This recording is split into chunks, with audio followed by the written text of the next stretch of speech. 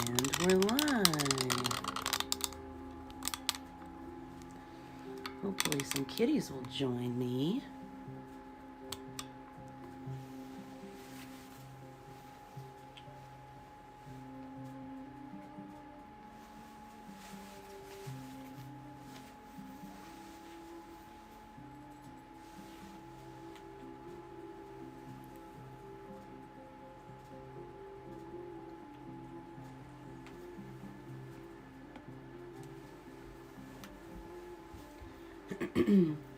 Jasper, kitty, kitty, kitty. Jasper Doodle, come here.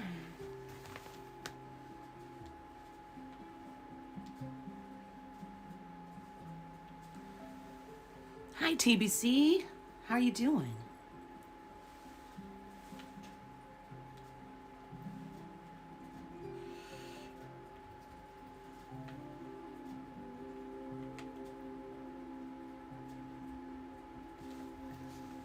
There's Jasper. Is he getting a drink? No, he's going over to his perch. Jasper, do you want to say hi?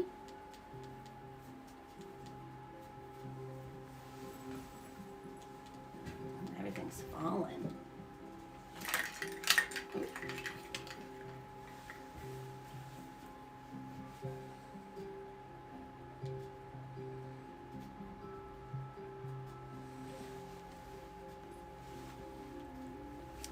Just going to give it a few minutes to let some more folks join before we get started.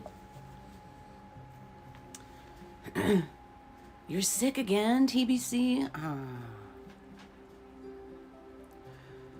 I hope you feel better. Hi, Scuzzlebutt. Come here. Come say hi. Here's Scuzzlebutt. Mwah. Yeah, you're my baby boy.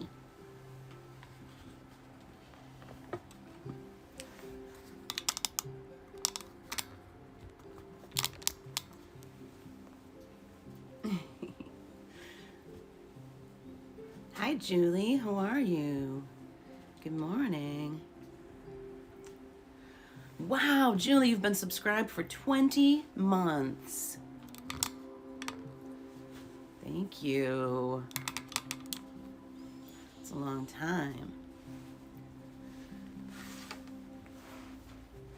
Oh, I better remind December.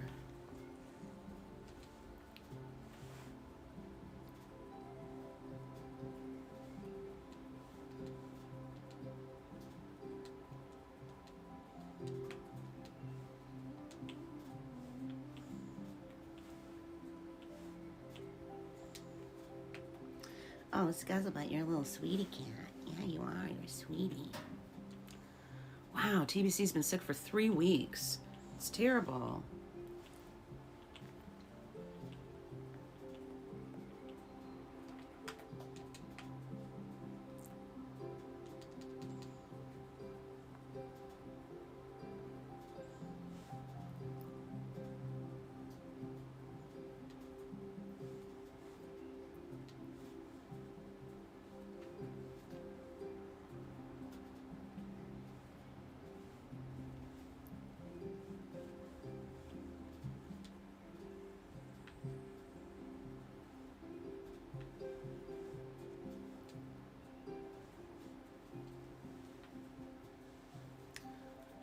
Julie's praying for you, TBC.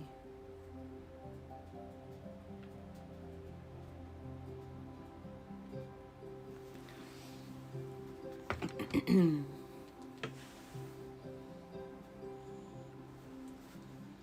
think it might be RSV or dehydration? Could be both. Let's see if I can get Scuzzlebutt in here a little bit. Scuzzlebutt. Everybody wants to see you. Oh, you can see my chicken pants.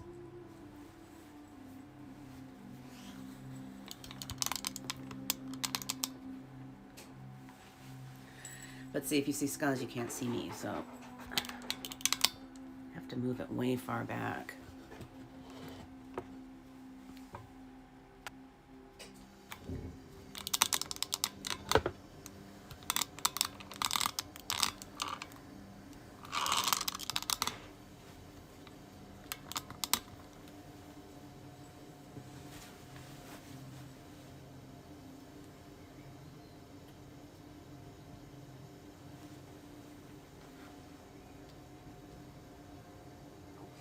Oh, because you don't drink water? Maybe you should start drinking some water, TBC. You think that's what it is?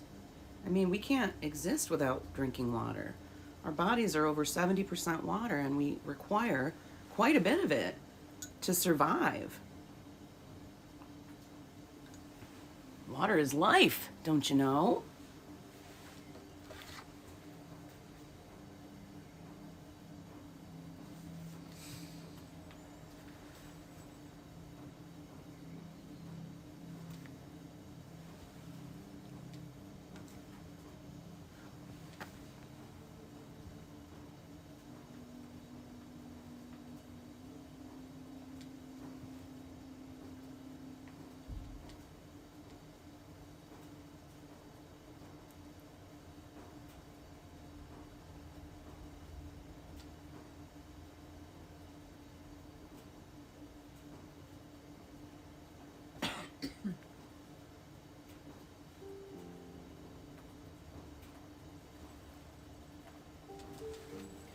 Jasper, are you sleeping?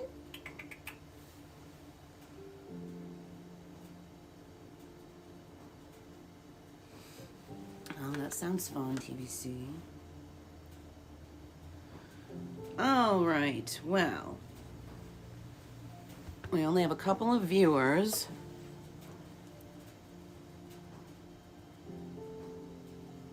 But I think I'll get started. Oh yeah, let me just grab a little more coffee. Here I go.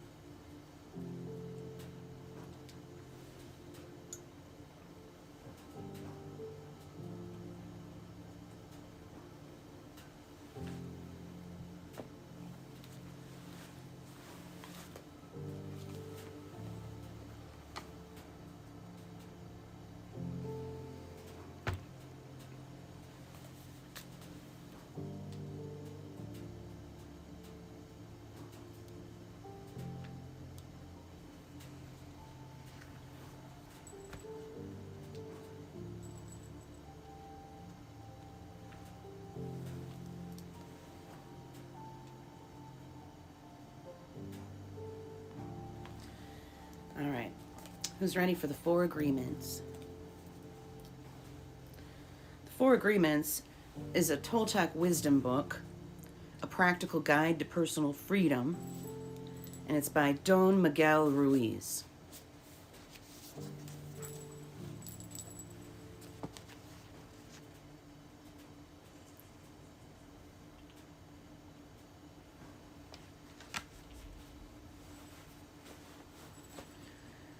The Toltec. Thousands of years ago, the Toltec were known throughout southern Mexico as women and men of knowledge. Anthropologists have spoken of the Toltec as a nation or a race, but in fact, the Toltec were scientists and artists who formed a society to explore and conserve the spiritual knowledge and practice of the ancient ones. They came together as masters, naguals, and students at Teotihuacan, the ancient city of pyramids outside Mexico City, known as the place where man becomes God. Over the millennia, the naguals were forced to conceal the ancestral wisdom and maintain its existence in obscurity. European conquest, coupled with rampant misuse of personal power by a few of the apprentices, made it necessary to shield the knowledge from those who were not prepared to use it wisely or who might intentionally misuse it for personal gain. Fortunately, the esoteric Toltec knowledge was embodied and passed on through generations by different lineages of naguals. Though it remained veiled in secrecy for hundreds of years, ancient prophecies foretold the coming of an age when it would be necessary to return the wisdom to the people. Now, Don Miguel Ruiz, a nagual from the Eagle Knight lineage, has been guided to share with us the powerful teachings of the Toltec. Toltec knowledge arises from the same essential unity of truth as all of the sacred esoteric traditions found around the world. Though it is not a religion, it honors all the spiritual masters who have taught on the earth.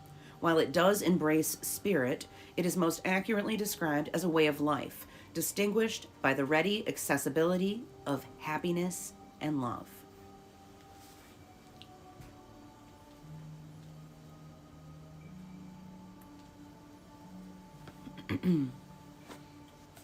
Introduction. The Smoky Mirror. 3,000 years ago, there was a human, just like you and me, who lived near a city surrounded by mountains. The human was studying to become a medicine man, to learn the knowledge of his ancestors, but he didn't completely agree with everything he was learning. In his heart, he felt there must be something more. One day, as he slept in a cave, he dreamed that he saw his own body sleeping. He came out of the cave on the night of a new moon. The sky was clear, and he could see millions of stars. Then something happened inside of him that transformed his life forever. He looked at his hands, he felt his body, and he heard his own voice say, "I am made of light. I am made of stars." He looked at the stars again, and he realized that it's not the stars that create light, but rather light that creates the stars. "Everything is made of light," he said, "and the space in between isn't empty." And he knew that everything that exists is one living being, and that light is the messenger of life, because it is alive and contains all information. Then he realized that although he was made of stars, he was not those stars. "I am in between the stars," he thought. So he called the stars the tonal, and the light between the stars the nagual, and he knew that what created the harmony and space between the two is life, or intent. Without life, the tonal and the nagual could not exist.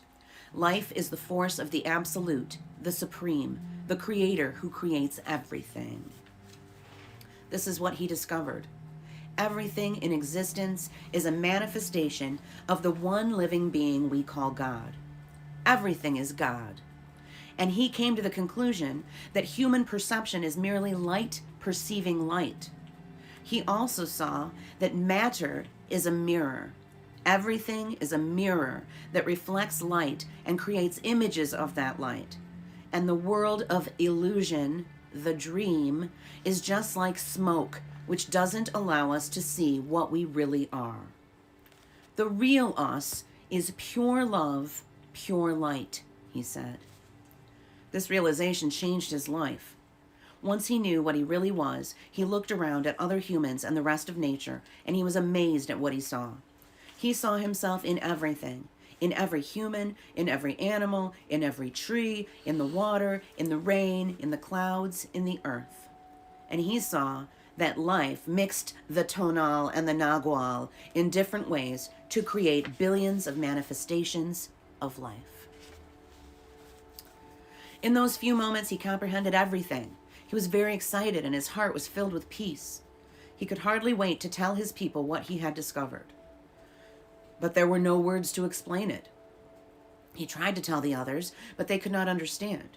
They could see that he had changed, that something beautiful was radiating from his eyes and his voice. They noticed that he no longer had judgment about anything or anyone. He was no longer like anyone else. He could understand everyone very well, but no one could understand him. They believed that he was an incarnation of God, and he smiled when he heard this, and he said, "It is true, I am God, but you are also God. We are the same, you and I. We are images of light. We are God." But still the people didn't understand him. He had discovered that he was a mirror for the rest of the people, a mirror in which he could see himself. Everyone is a mirror, he said. He saw himself in everyone, but nobody saw him as themselves. And he realized that everyone was dreaming, but without awareness, without knowing what they really are. They couldn't see him as themselves because there was a wall of fog or smoke between the mirrors. And that wall of fog was made by the interpretation of images of light, the dream of humans. Then he knew that he would soon forget all that he had learned. He wanted to remember all the visions he had had, so he decided to call himself the Smoky Mirror, so that he would always know that matter is a mirror, and the smoke in between is what keeps us from knowing what we are. He said, "I am the Smoky Mirror," because I am looking at myself in all of you, but we don't recognize each other because of the smoke in between us. That smoke is the dream, and the mirror is you, the dreamer.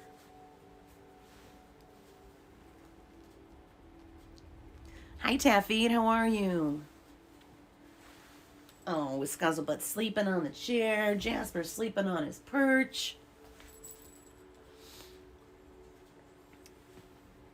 Yeah, they're in their favorite spots right now. Well, Luna's right in front of me. You can't see her. She's off camera. Luna, you want to come say hi? She's on her favorite perch right now. And Lucy, I think, is snuggled up on the bed. I know you're just curious.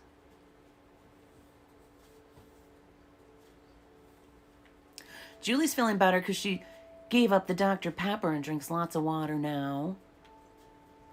Yes, increasing your water intake is a really good way to improve your health, folks.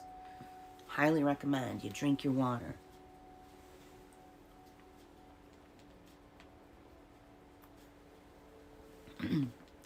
So that was the introduction to the 4 agreements. And here's a quote from John Lennon. Living is easy with eyes closed, misunderstanding all you see.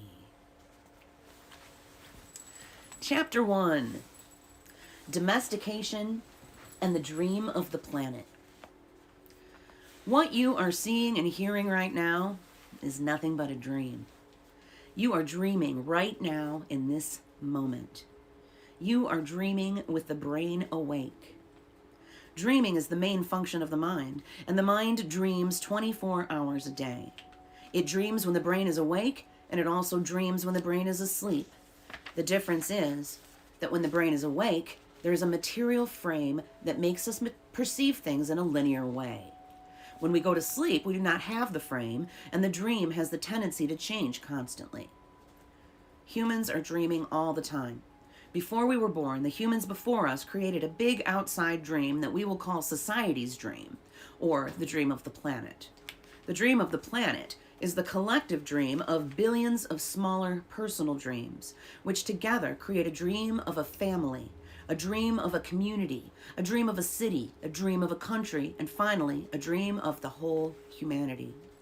The dream of the planet includes all of society's rules, its beliefs, its laws, its religions, its different cultures and ways to be, its governments, schools, social events, and holidays. We are born with the capacity to learn how to dream, and the humans who live before us teach us how to dream the way society dreams. The outside dream has so many rules that when a new human is born, we hook the child's attention and introduce those rules into his or her mind.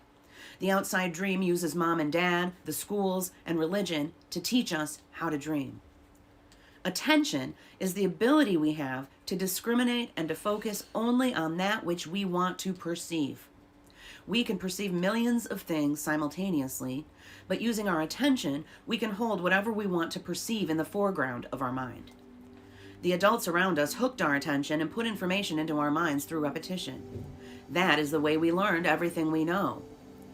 By using our attention, we learned a whole reality, a whole dream. We learned how to behave in society, what to believe and what not to believe, what is acceptable and what is not acceptable, what is good and what is bad, what is beautiful and what is ugly, what is right and what is wrong. It was all there already, all that knowledge, all those rules and concepts about how to behave in the world.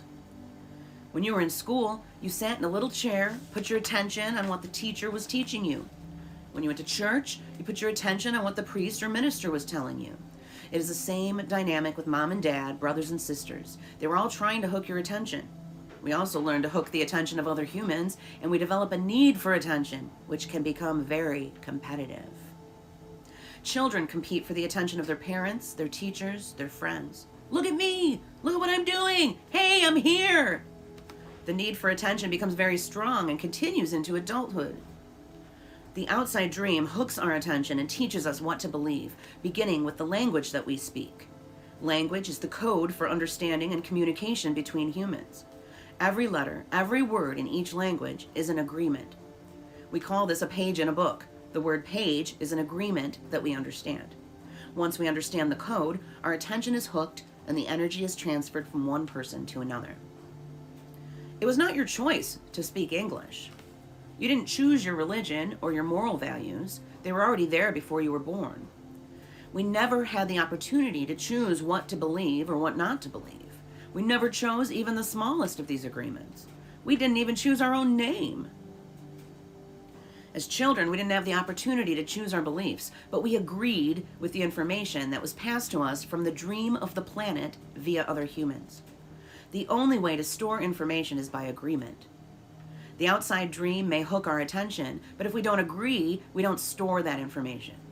As soon as we agree, we believe it, and this is called faith. To have faith is to believe unconditionally. That's how we learn as children. Children believe everything adults say. We agree with them, and our faith is so strong that the belief system controls our whole dream of life. We didn't choose these beliefs, and we may have rebelled against them, but we were not strong enough to win the rebellion. The result is surrender to the beliefs with our agreement.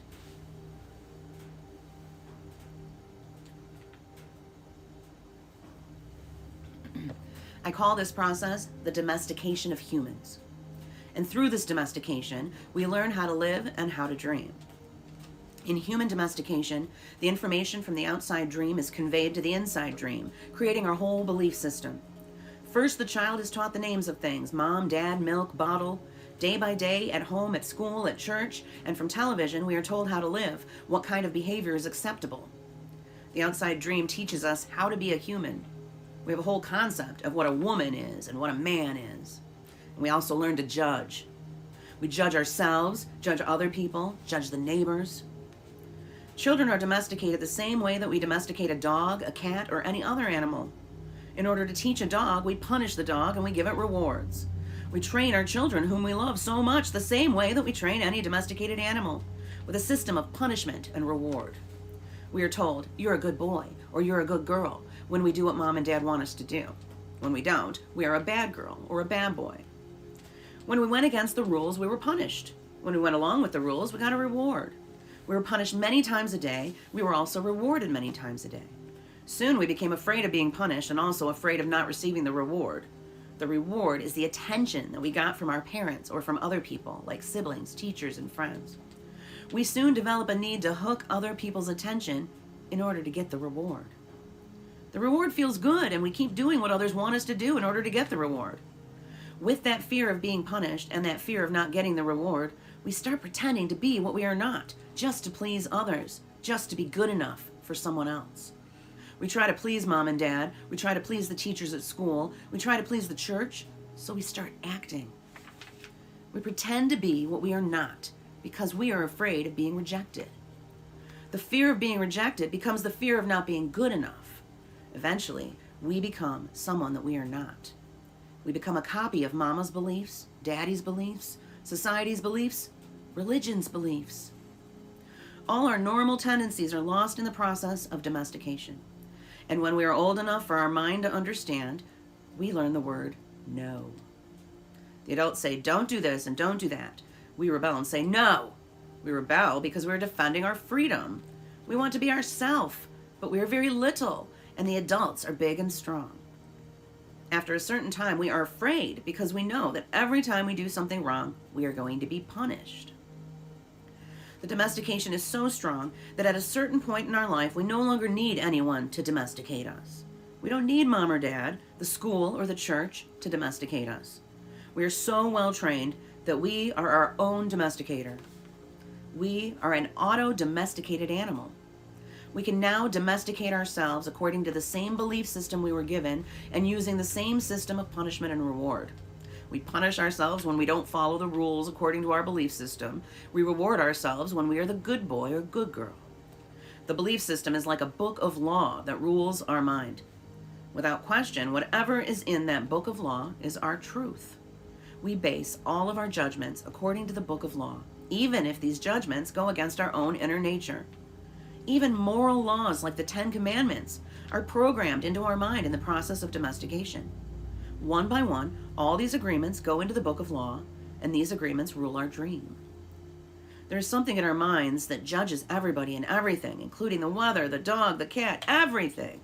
The inner judge uses what is in our book of law to judge everything we do and don't do, everything we think and don't think, and everything we feel and don't feel. Everything lives under the tyranny of this judge.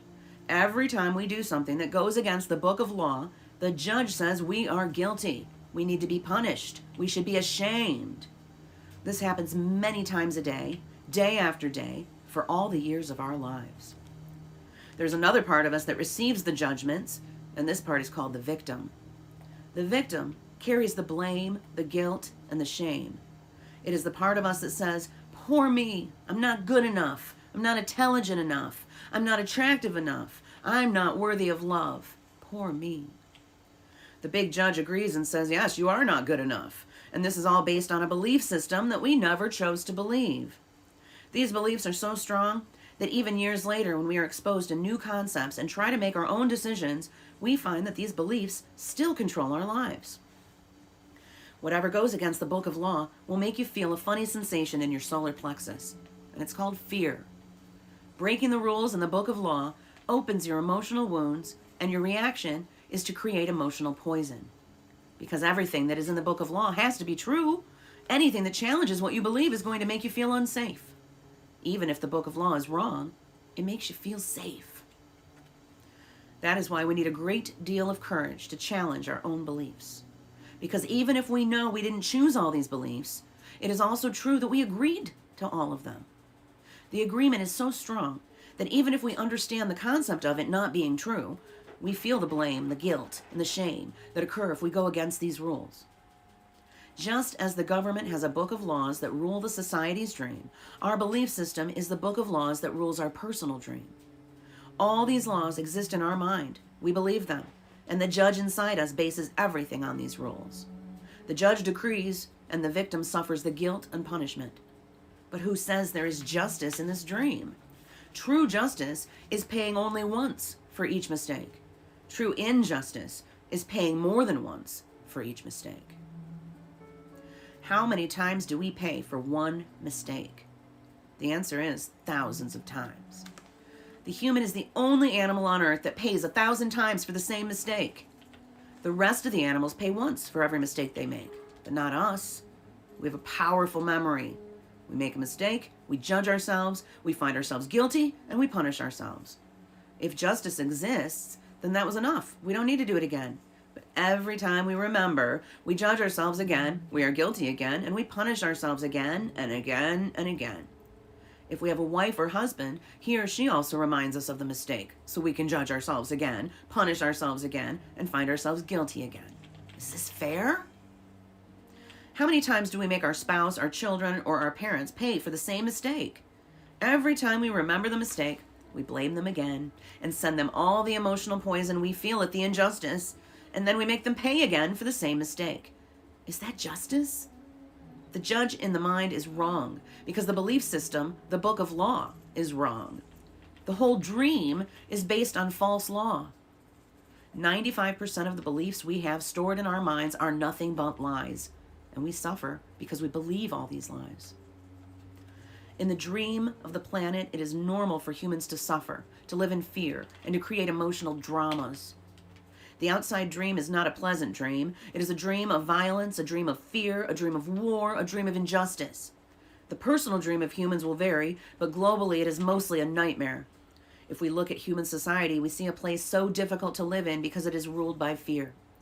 Throughout the world, we see human suffering, anger, revenge, addictions, violence in the street, and tremendous injustice. It may exist at different levels in different countries around the world, but fear is controlling the outside dream. If we compare the dream of human society with the description of hell that religions all around the world have promulgated, we find that they are exactly the same. Religions say that hell is a place of punishment, a place of fear, pain, and suffering, a place where the fire burns you. Fire is generated by emotions that come from fear. Whenever we feel the emotions of anger, jealousy, envy, or hate, we experience a fire burning within us. We are living in a dream of hell. If you consider hell as a state of mind, then hell is all around us. Others may warn us that if we don't do what they say we should do, we will go to hell. Bad news, we are already in hell, including the people who tell us that. No human can condemn another to hell because we are already there. Others can put us into a deeper hell, true, but only if we allow this to happen. Every human has his or her own personal dream, and just like the society dream, it is often ruled by fear. We learn to dream hell in our own life, in our personal dream. The same fears manifest in different ways for each person, of course, but we experience anger, jealousy, hate, envy, and other negative emotions. Our personal dream can also become an ongoing nightmare where we suffer and live in a state of fear. But we don't need to dream a nightmare. It is possible to enjoy a pleasant dream.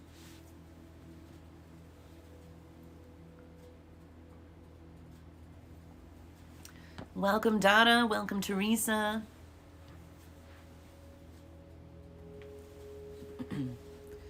All of humanity is searching for truth, justice, and beauty. We are on an eternal search for the truth because we only believe in the lies we have stored in our mind.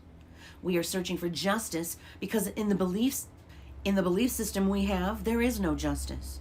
We search for beauty because it doesn't matter how beautiful a person is. We don't believe that person has beauty. We keep searching and searching when everything is already within us. There is no truth to find. Wherever we turn our heads, all we see is the truth. But with the agreements and beliefs we have stored in our mind, we have no eyes for this truth. We don't see the truth because we are blind. What blinds us are all those false beliefs we have in our mind. We have the need to be right and to make others wrong. We trust what we believe, and our beliefs set us up for suffering. It is as if we live in the middle of a fog that doesn't let us see any further than our own nose. We live in a fog that is not even real. This fog is a dream, your personal dream of life. What you believe, all the concepts you have about what you are, all the agreements you have made with others, with yourself, and even with God. Your whole mind is a fog, which the Toltecs called a mitote. Your mind is a dream where 1,000 people talk at the same time and nobody understands each other. This is the condition of the human mind, a big mitote. With that big mitote, you cannot see what you really are. In India, they call the mitote Maya, which means illusion. It is the personality's notion of I am. Everything you believe about yourself and the world, all the concepts and programming you have in your mind, are all the mitote. We cannot see who we truly are. We cannot see that we are not free. That is why humans resist life. To be alive is the biggest fear humans have. Death is not the biggest fear we have. Our biggest fear is taking the risk to be alive. The risk to be alive and express what we really are. Just being ourselves is the biggest fear of humans. We have learned to live our life trying to satisfy other people's demands. We have learned to live by other people's points of view because of the fear of not being accepted and of not being good enough for someone else. During the process of domestication, we form an image of what perfection is in order to try to be good enough. We create an image of how we should be in order to be accepted by everybody. We especially try to please the ones who love us, like mom and dad, big brothers and sisters, the priests and teachers. Trying to be good enough for them, we create an image of perfection, but we don't fit this image. We create this image, but this image is not real. We are never going to be perfect from this point of view. Never. Not being perfect, we reject ourselves. And the level of self-rejection depends upon how effective the adults were in breaking our integrity. After domestication, it is no longer about being good enough for anybody else. We are not good enough for ourselves because we don't fit with our own image of perfection. We cannot forgive ourselves for not being what we wish to be, or rather what we believe we should be. We cannot forgive ourselves for not being perfect. We know we are not what we believe we are supposed to be, and so we feel false, frustrated, and dishonest. We try to hide ourselves, and we pretend to be what we are not. The result is that we feel unauthentic and wear social masks to keep others from noticing this. We are so afraid that somebody else will notice that we are not what we pretend to be. We judge others according to our image of perfection as well, and naturally they fall short of our expectations. We dishonor ourselves just to please other people. We even do harm to our physical bodies just to be accepted by others. You see teenagers taking drugs just to avoid being rejected by other teenagers. They're not aware that the problem is they don't accept themselves. They reject themselves because they are not what they pretend to be. They wish to be a certain way, but they are not. And for this, they carry shame and guilt. Humans punish themselves endlessly for not being what they believe they should be. They become very self-abusive, and they use other people to abuse themselves as well. But nobody abuses us more than we abuse ourselves, and it is the judge, the victim, and the belief system that make us do this. True, we find people who say their husband or wife or mother or father abused them, but you know that we abuse ourselves much more than that. The way we judge ourselves is the worst judge that ever existed. If we make a mistake in front of people, we try to deny the mistake and cover it up. But as soon as we are alone, the judge becomes so strong, the guilt is so strong, and we feel so stupid or so bad or so unworthy. In your whole life, nobody has ever abused you more than you have abused yourself. And the limit of your self-abuse is exactly the limit that you will tolerate from someone else. If someone abuses you a little more than you abuse yourself, you will probably walk away from that person. But if someone abuses you a little less than you abuse yourself, you will probably stay in the relationship and tolerate it endlessly. If you abuse yourself very badly, you can even tolerate someone who beats you up, humiliates you, and treats you like dirt. Why? Because in your belief system you say, I deserve it. This person is doing me a favor by being with me. I'm not worthy of love and respect. I'm not good enough. We have the need to be accepted and to be loved by others, but we cannot accept and love ourselves. The more self-love we have, the less we will experience self-abuse. Self-abuse comes from self-rejection, and self-rejection comes from having an image of what it means to be perfect and never measuring up to that ideal. Our image of perfection is the reason we reject ourselves. It is why we don't accept ourselves the way we are, and why we don't accept others the way they are.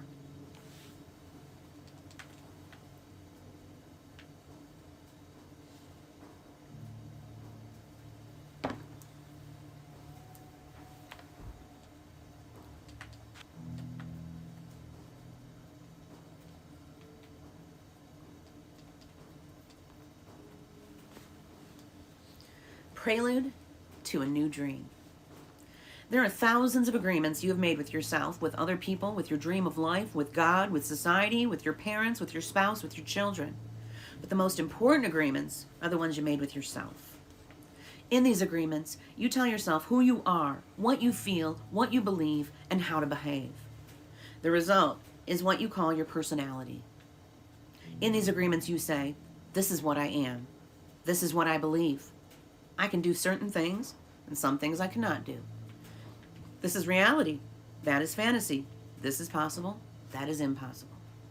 One single agreement is not such a problem, but we have many agreements that make us suffer, that make us fail in life.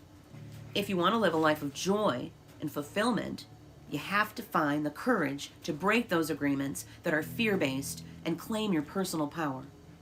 The agreements that come from fear require us to expend a lot of energy. The agreements that come from love help us to conserve energy and even gain extra energy. Each of us is born with a certain amount of personal power that we rebuild every day after we rest. Unfortunately, we spend all our personal power first to create all these agreements and then to keep these agreements. Our personal power is dissipated by all the agreements we have created, and the result is that we feel powerless. We have just enough power to survive each day because most of it is used to keep the agreements that trap us in the dream of the planet. How can we change the entire dream of our life when we have no power to change even the smallest agreement? If we can see it as our agreements which rule our life, and we don't like the dream of our life, we need to change the agreements. When we are finally ready to change our agreements, there are 4 very powerful agreements that will help us break those agreements that come from fear and deplete our energy. Each time you break an agreement, all the power you used to create it returns to you. If you adopt these 4 new agreements, they will create enough personal power for you to change the entire system of your old agreements. You need a very strong will in order to adopt the 4 agreements, but if you can begin to live your life with these agreements, the transformation in your life will be amazing. You will see the drama of hell disappear right before your very eyes. Instead of living in a dream of hell, you will be creating a new dream, your personal dream of heaven.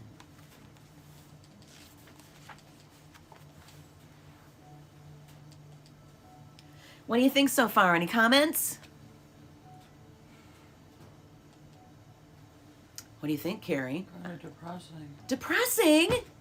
No. Really? What's depressing about it? It's all doom and gloom, how we're terrible. No, it's all about how we've been programmed. We've been programmed by our families and society, and now we have the power to change that programming. It's hope. The 4 agreements bring hope. We don't have the power yet, right? You're about to get to that? We're getting to it, right? Okay. Meow. Taffy says it's really interesting. Taffy says, I find it quite the opposite. Tell me more.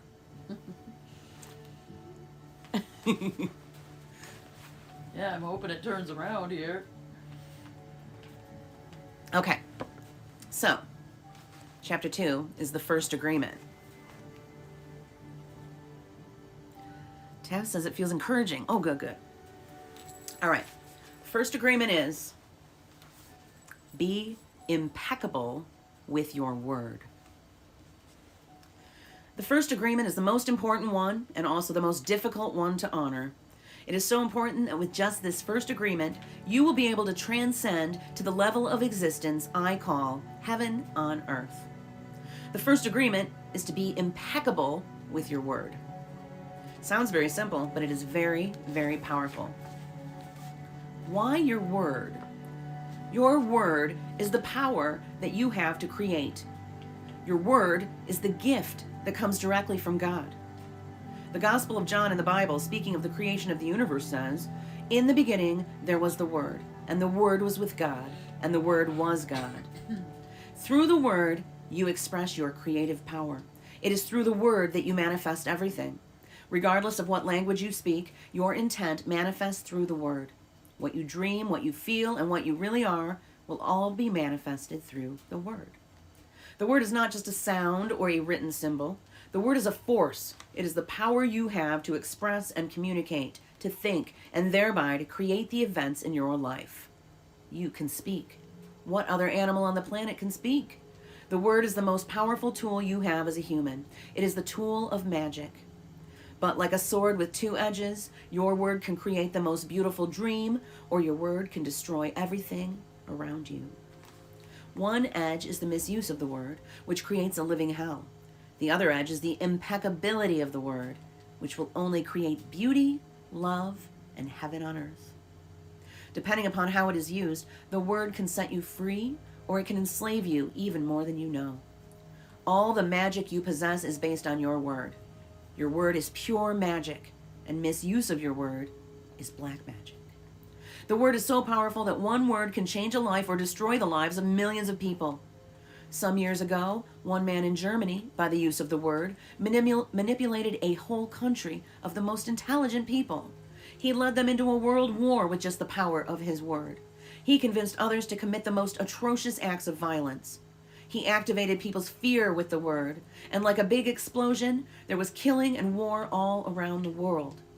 All over the world, humans destroyed other humans because they were afraid of each other. Hitler's word, based on fear-generated beliefs and agreements, will be remembered for centuries.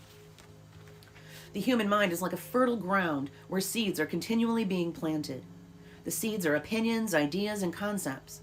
You plant a seed, a thought, and it grows. The word is like a seed, and the human mind is so fertile. The only problem is that too often it is fertile for the seeds of fear. Every human mind is fertile, but only for those kinds of seeds it is prepared for. What is important to see which kind of seeds our mind is fertile for, and to prepare it to receive the seeds of love. Take the example of Hitler. He set out all those seeds of fear, and they grew very strong and beautifully achieved massive destruction. Seeing the awesome power of the word, we must understand what power comes out of our mouths. One fear or doubt planted in our mind can create an endless drama of events. One word is like a spell, and humans use the word like black magicians, thoughtlessly putting spells on each other. Every human is a magician, and we can either put a spell on someone with our word, or we can release someone from a spell. We cast spells all the time with our opinions. An example, I see a friend and give him an opinion that just popped into my mind. I say, I see that kind of color in your face in people who are going to get cancer. If he listens to the word and if he agrees, he will have cancer in less than 1 year. That is the power of the word. During our domestication, our parents and siblings gave their opinions about us without even thinking. We believed these opinions and we lived in fear over these opinions, like not being good at swimming or sports or writing. Someone gives an opinion and says, look, this girl's ugly. The girl listens, believes she's ugly, and grows up with the idea that she is ugly. It doesn't matter how beautiful she is, as long as she has that agreement. She will believe that she is ugly. That is the spell she's under. By hooking our attention, the word can enter our mind and change a whole belief, for better or for worse. Another example, you may believe you are stupid, and you may have believed this for as long as you can remember. This agreement can be very tricky, causing you to do a lot of things just to ensure that you are stupid. You may do something and think to yourself, I wish I were smart, but I must be stupid or I wouldn't have done that. The mind goes in hundreds of different directions, and we could spend days getting hooked by just that one belief in our own stupidity. Then one day, someone hooks your attention and using the word lets you know that you are not stupid. You believe what that person says and make a new agreement. As a result, you no longer feel or act stupid. A whole spell is broken just by the power of the word. Conversely, if you believe you're stupid and someone hooks your attention and says, yes, you really are the most stupid person I have ever met, the agreement will be reinforced and become even stronger.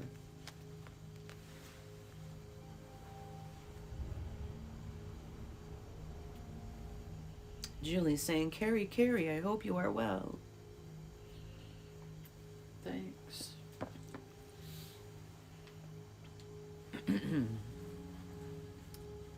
Now let us see what the word impeccability means. Impeccability means without sin. The im in impeccable means without, so impeccable means without sin. Religions talk about sin and sinners, but let's understand what it really means to sin. A sin is anything that you do which goes against yourself. Everything you feel or believe or say that goes against yourself is a sin. You go against yourself when you judge or blame yourself for anything. Being without sin is exactly the opposite. Being impeccable is not going against yourself. When you are impeccable, you take responsibility for your actions, but you do not judge or blame yourself.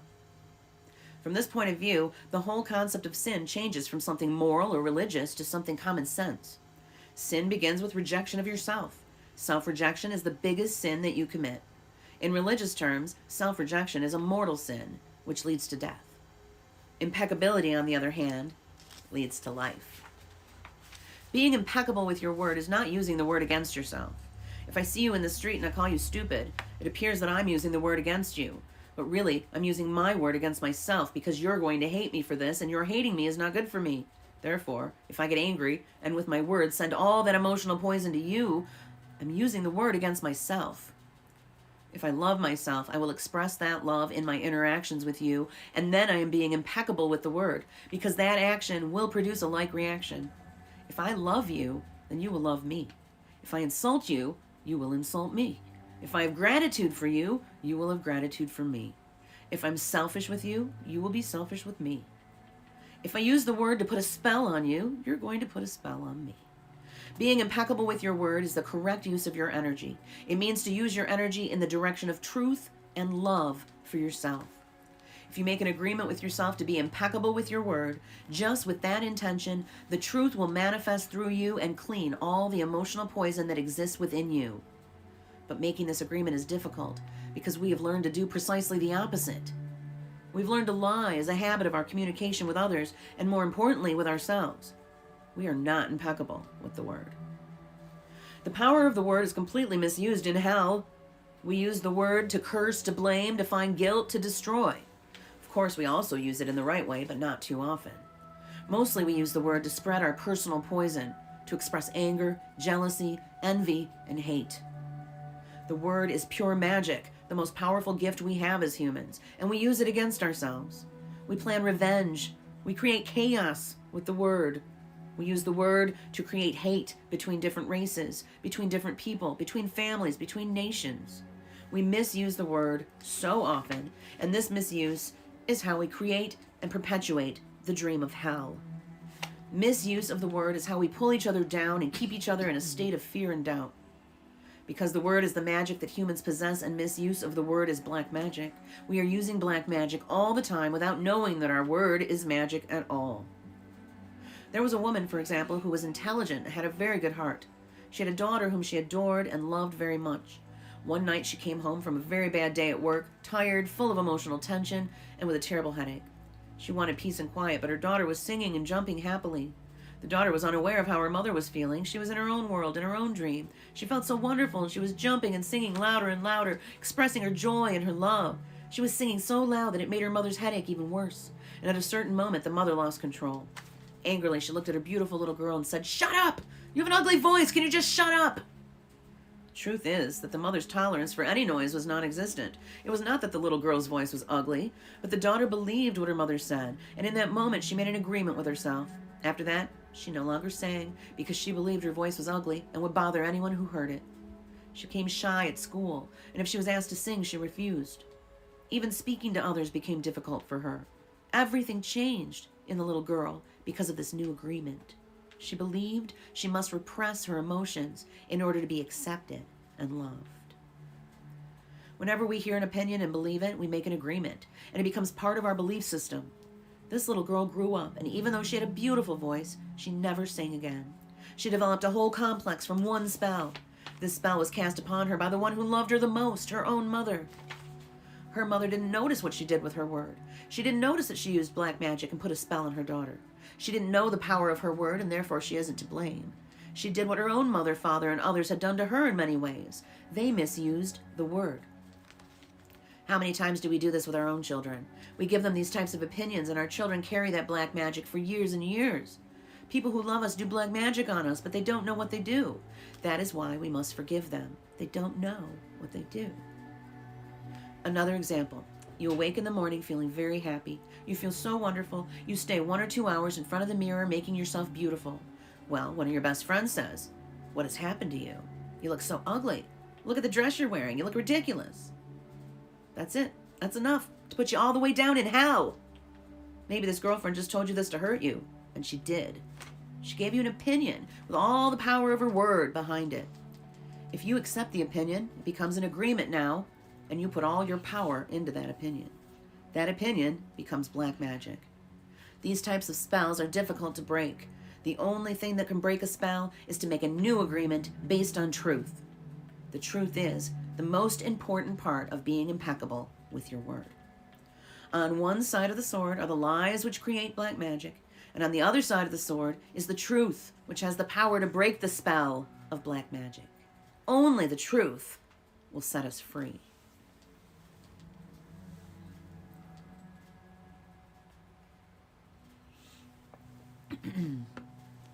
Looking at everyday human interactions, imagine how many times we cast spells on each other with our word. Over time, this interaction has become the worst form of black magic, and we call it gossip. Gossip is black magic at its very worst because it is pure poison. We learned how to gossip by agreement. When we were children, we heard the adults around us gossiping all the time, openly giving their opinions about other people. They even had opinions about people they didn't know.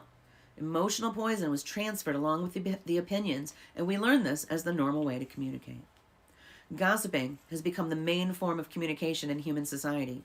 It has become the way we feel close to each other because it makes us feel better to see someone else feel as badly as we do. There's an old expression that says, misery likes company, and people who are suffering in hell don't want to be all alone. Fear and suffering are an important part of the dream of the planet. They are how the dream of the planet keeps us down. Using the analogy of the human mind as a computer, gossip can be compared to a computer virus. Computer virus is a piece of computer language written in the same language all the other codes are written in, but with a harmful intent. This code is inserted into the program of your computer when you least expect it, and most of the time without your awareness. After this code has been introduced, your computer doesn't work quite right, or it doesn't function at all because the codes get so mixed up with so many conflicting messages that it stops producing good results. Human gossip works exactly the same way. For example, you are beginning a new class with a new teacher and you've looked forward to it for a long time. On the first day of class, you run into someone who took the class before who tells you, "Oh, that instructor was such a pompous jerk. He didn't know what he was talking about, and he was a pervert too, so watch out." You are immediately imprinted with the word and the emotional code the person had when saying this. But what you are not aware of is his or her motivation in telling you. This person could be angry for failing the class or simply making an assumption based on fears and prejudices. But because you have learned to ingest information like a child, some part of you believes the gossip, and you go on to the class. As the teacher speaks, you feel the poison come up inside you, and you don't realize you see the teacher through the eyes of the person who gave you that gossip. Then you start talking to the other people in the class about this, and they start to see the teacher in the same way, as a jerk and a pervert. You really hate the class, and soon you decide to drop out. You blame the teacher, but it is gossip that is to blame. All of this mess can be caused by one little computer virus. One little piece of misinformation can break down communication between people, causing every person it touches to become infected and contagious to others. Imagine that every single time others gossip to you, they insert a computer virus into your mind, causing you to think a little less clearly every time. Then imagine that in an effort to clean up your own confusion and get some relief from the poison, you gossip and spread these viruses to someone else. Now imagine this pattern going on in a never-ending chain between all the humans on Earth. The result is a world full of humans who can only read information through circuits that are clogged with a poisonous, contagious virus. Once again, this poisonous virus is what the Toltecs called the mitote, the chaos of 1,000 different voices, all trying to talk at once in the mind. Even worse are the black magicians or computer hackers who intentionally spread the virus. Think back to a time when you or someone you know was angry with someone else and desired revenge. In order to seek revenge, you said something to or about that person with the intention of spreading poison and making that person feel bad about him or herself. As children, we do this quite thoughtlessly, but as we grow older, we become much more calculated in our efforts to bring other people down. Then we lie to ourselves and say that person received a just punishment for their wrongdoing. When we see the world through a computer virus, it is easy to justify the cruelest behavior. What we don't see is that misuse of our word is putting us deeper into hell. For years, we have received the gossip and spells from the words of others, but also from the way we use our word with ourselves. We talk to ourselves constantly, and most of the time we say things like, "Oh, I look fat. Oh, I look ugly. I'm getting old. I'm losing my hair. I'm stupid. I never understand anything. I'll never be good enough, and I'm never going to be perfect." Do you see how we use the word against ourselves? We must begin to understand what the word is and what the word does. If you understand the first agreement, be impeccable with your word, you begin to see all the changes that can happen in your life. Changes first in the way you deal with yourself, and later in the way you deal with other people, especially those you love the most. Consider how many times you have gossiped about the person you love the most to gain the support of others for your point of view. How many times have you hooked other people's attention and spread poison about your loved one in order to make your opinion right? Your opinion is nothing but your point of view. It is not necessarily true. Your opinion comes from your beliefs, your own ego, and your own dream. We create all this poison and spread it to others just so we can feel right about our own point of view. If we adopt the first agreement and become impeccable with our word, any emotional poison will eventually be cleaned from our mind and from our communication in our personal relationships, including with our pet dog or cat. Impeccability of the word will also give you immunity from anyone putting a negative spell on you. You will only receive a negative idea if your mind is fertile ground for that idea. When you become impeccable with your word, your mind is no longer fertile ground for words that come from black magic. Instead, it is fertile for the words that come from love. You can measure the impeccability of your word by your level of self-love. How much you love yourself and how you feel about yourself are directly proportionate to the quality and integrity of your word. When you are impeccable with your word, you feel good, you feel happy and at peace. You can transcend the dream of hell just by making the agreement to be impeccable with your word. Right now, I am planting that seed in your mind. Whether or not the seed grows depends upon how fertile your mind is for the seeds of love. It is up to you to make this agreement with yourself. I am impeccable with my word. Nurture this seed, and as it grows in your mind, it will generate more seeds of love to replace the seeds of fear. The first agreement will change the kind of seeds your mind is fertile for. Be impeccable with your word. This is the first agreement that you should make if you want to be free, if you want to be happy, if you want to transcend the level of existence that is hell. It is very powerful. Use the word in the correct way. Use the word to share your love. Use white magic, beginning with yourself. Tell yourself how wonderful you are, how great you are. Tell yourself how much you love yourself. Use the word to break all those teeny tiny agreements that make you suffer. It is possible. It is possible because I did it, and I'm no better than you. No, we are exactly the same. We have the same kind of brain, the same kind of bodies. We are humans. If I was able to break those agreements and create new agreements, then you can do the same. If I can be impeccable with my word, why not you? Just this one agreement can change your whole life. Impeccability of the word can lead you to personal freedom, to huge success and abundance. It can take away all fear and transform it into joy and love. Just imagine what you can create with impeccability of the word. With the impeccability of the word, you can transcend the dream of fear and live a different life. You can live in heaven in the middle of thousands of people living in hell because you are immune to that hell. You can attain the kingdom of heaven from this one agreement. Be impeccable with your word. What do you think of that, folks? There's Carrie Westbay. Have you read this book, Carrie? It's so good. Now, we are recording this, obviously. We're going to put it on YouTube. We're going to have a playlist for this book. So you can catch any parts you missed because it is fabulous. Hi, December. December says, Teresa says, awesome. How long have you been here, December? All right, I need a quick break, and then I'm going to come back and read the second agreement, okay? So, be right back. Alexa, turn your volume to 10.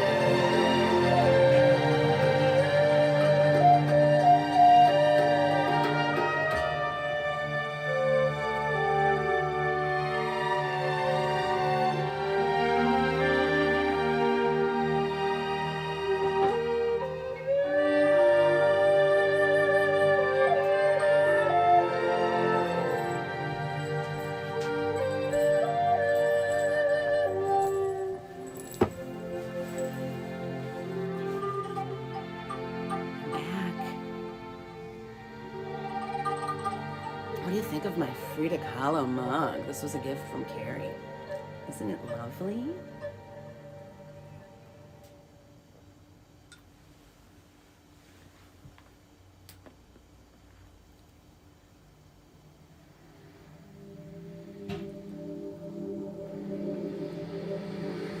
December, you say you're not in agreement with the agreement? You don't believe in that we should be impeccable with our word? Well, it's okay. You don't have to agree with the agreements. But why not? Alexa, turn your volume to 4. Hi, Scuzzlebutt. Hi, Scuzzlebutt. Hi. Hi everybody, I'm Scuzzlebutt. Hey Scuzzlebutt, I love you. Oh, what a good boy. What a good boy, yeah. Oh, I'm glad you're enjoying it, Teresa. Okay, I need another sip of coffee before we move on to the second agreement.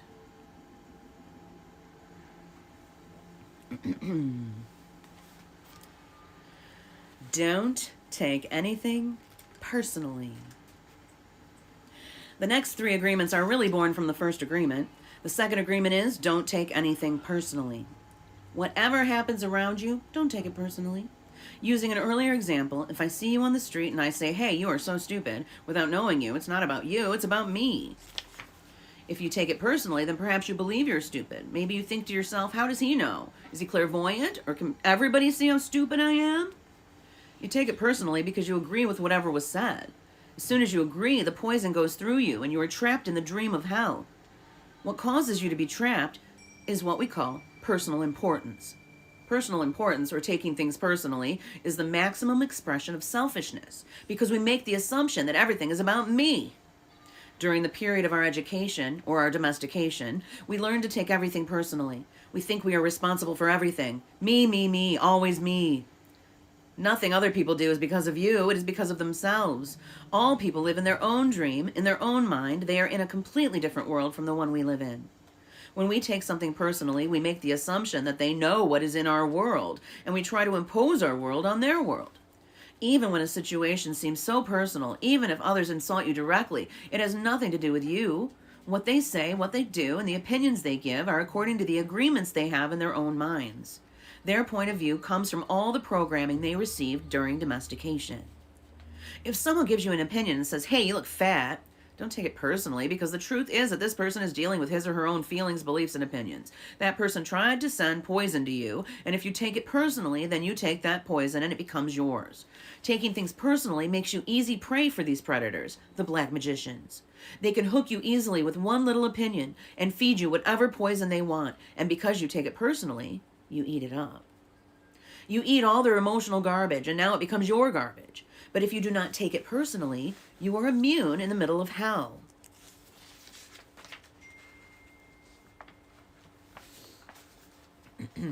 Immunity to poison in the middle of hell is the gift of this agreement.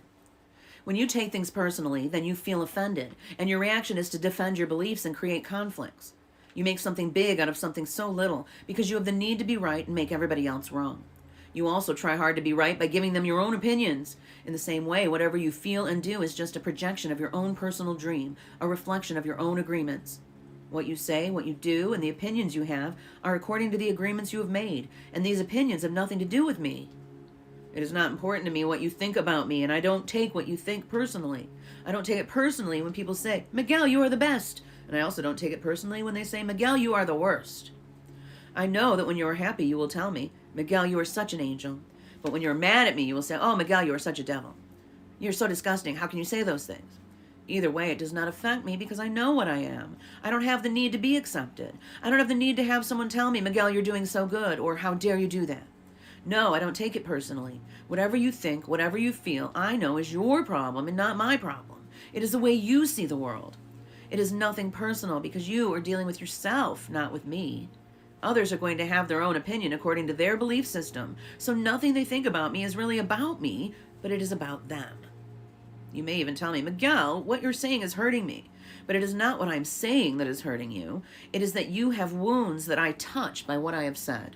You are hurting yourself. There is no way that I can take this personally. Not because I don't believe in you or don't trust you, but because I know that you see the world with different eyes, with your eyes. You create an entire picture or movie in your mind, and in that picture, you are the director, you are the producer, you are the main actor or actress. Everyone else is a secondary actor or actress. It is your movie. The way you see that movie is according to the agreements you have made with life. Your point of view is something personal to you. It's no one's truth but yours. Then if you get mad at me, I know you're dealing with yourself. I'm the excuse for you to get mad. And you get mad because you're afraid, because you're dealing with fear. If you're not afraid, there's no way you'll get mad at me. If you're not afraid, there's no way you will hate me. If you're not afraid, there's no way you'll be jealous or sad. If you live without fear, if you love, there is no place for any of these emotions. If you don't feel any of these emotions, it is logical that you will feel good. When you feel good, everything around you is good. When everything around you is great, everything makes you happy. You are loving everything that is around you because you are loving yourself, because you like the way you are, because you are content with you, because you are happy with your life. You are happy with the movie that you are producing, happy with your agreements with life. You are at peace and you are happy. You live in that state of bliss where everything is so wonderful and everything is so beautiful. In that state of bliss, you are making love all the time with everything that you perceive. Whatever people do, feel, think, or say, don't take it personally. If they tell you how wonderful you are, they're not saying that because of you. You know you're wonderful. It is not necessary to believe other people who tell you that you are wonderful. Don't take anything personally. Even if someone got a gun and shot you in the head, it was nothing personal. Even at that extreme. Even the opinions you have about yourself are not necessarily true. Therefore, you don't need to take whatever you hear in your own mind personally. The mind has the ability to talk to itself, but it also has the ability to hear information that is available from other realms. Sometimes you hear a voice in your mind, and you may wonder where it came from. This voice may have come from another reality in which there are living beings very similar to the human mind. The Toltecs called these beings allies. In Europe, Africa, and India, they called them gods. Our mind also exists in the level of the gods. Our mind also lives in that reality and can perceive that reality. The mind sees with the eyes and perceives this waking reality. But the mind also sees and perceives without the eyes, although the reason is hardly aware of this perception. The mind lives in more than one dimension. There may be times when you have ideas that don't originate in your mind, but you are perceiving them with your mind. You have the right to believe or not believe these voices, and the right not to take what they say personally. We have a choice whether or not to believe the voices we hear within our own minds, just as we have a choice of what to believe and agree with in the dream of the planet. The mind can also talk and listen to itself. The mind is divided as your body is divided. Just as you can say, I have one hand, I can shake my other hand and feel the other hand, the mind can talk to itself. Part of the mind is speaking and the other part is listening. It is a big problem when 1,000 parts of your mind are all speaking at the same time. This is called a mitote, remember? The mitote can be compared to a huge marketplace where thousands of people are talking and bartering at the same time. Each one has different thoughts and feelings. Each one has a different point of view. The programming in the mind, all of those agreements we have made, are not necessarily compatible with each other. Every agreement is like a separate living being. It has its own personality and its own voice. There are conflicting agreements that go against other agreements and on until it becomes a big war in the mind. The mitote is the reason humans hardly know what they want, how they want it, or when they want it. They don't agree with themselves because there are parts of the mind that want one thing and other parts that want exactly the opposite. Some part of the mind has objections to certain thoughts and actions, and another part supports the actions of the opposing thoughts. All these little living beings create inner conflict because they are alive and they each have a voice. Only by making an inventory of our agreements will we uncover all of the conflicts in the mind and eventually make order out of the chaos of the mitote.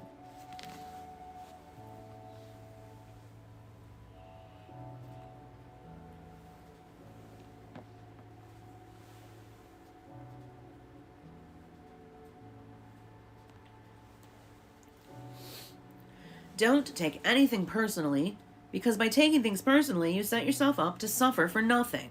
Humans are addicted to suffering at different levels and to different degrees, and we support each other in maintaining these addictions. Humans agree to help each other suffer. If you have the need to be abused, you will find it easy to be abused by others. Likewise, if you're with people who need to suffer, something in you makes you abuse them. It is as if they have a note on their back that says, "Please kick me." They're asking for justification for their suffering.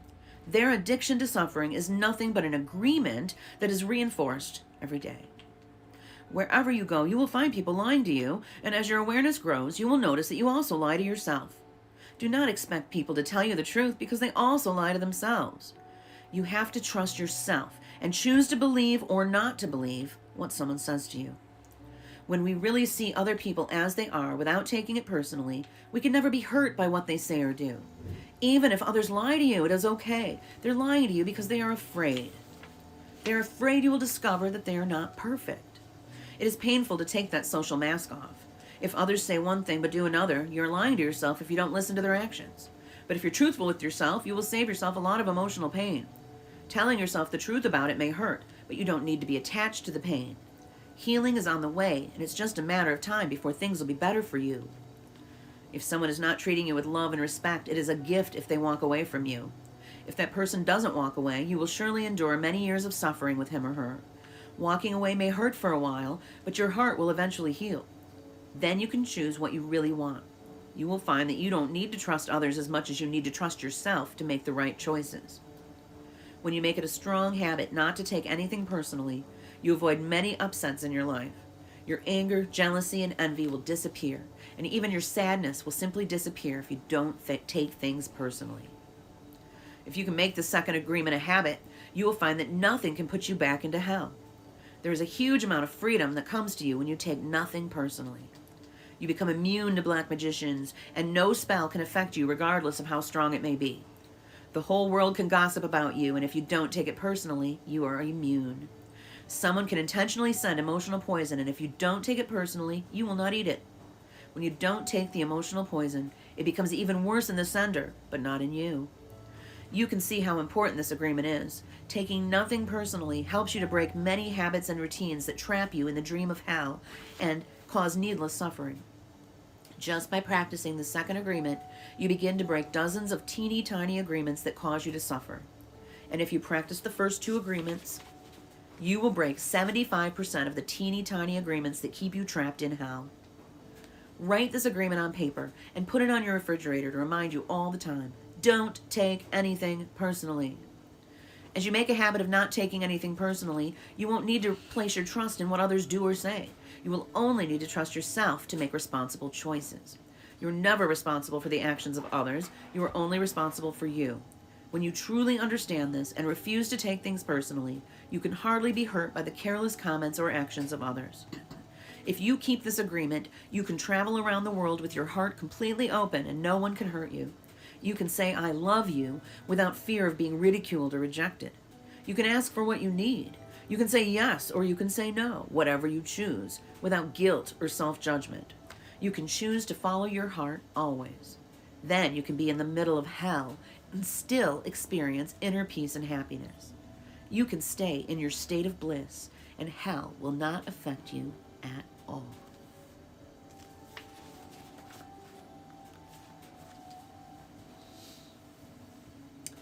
Any comments?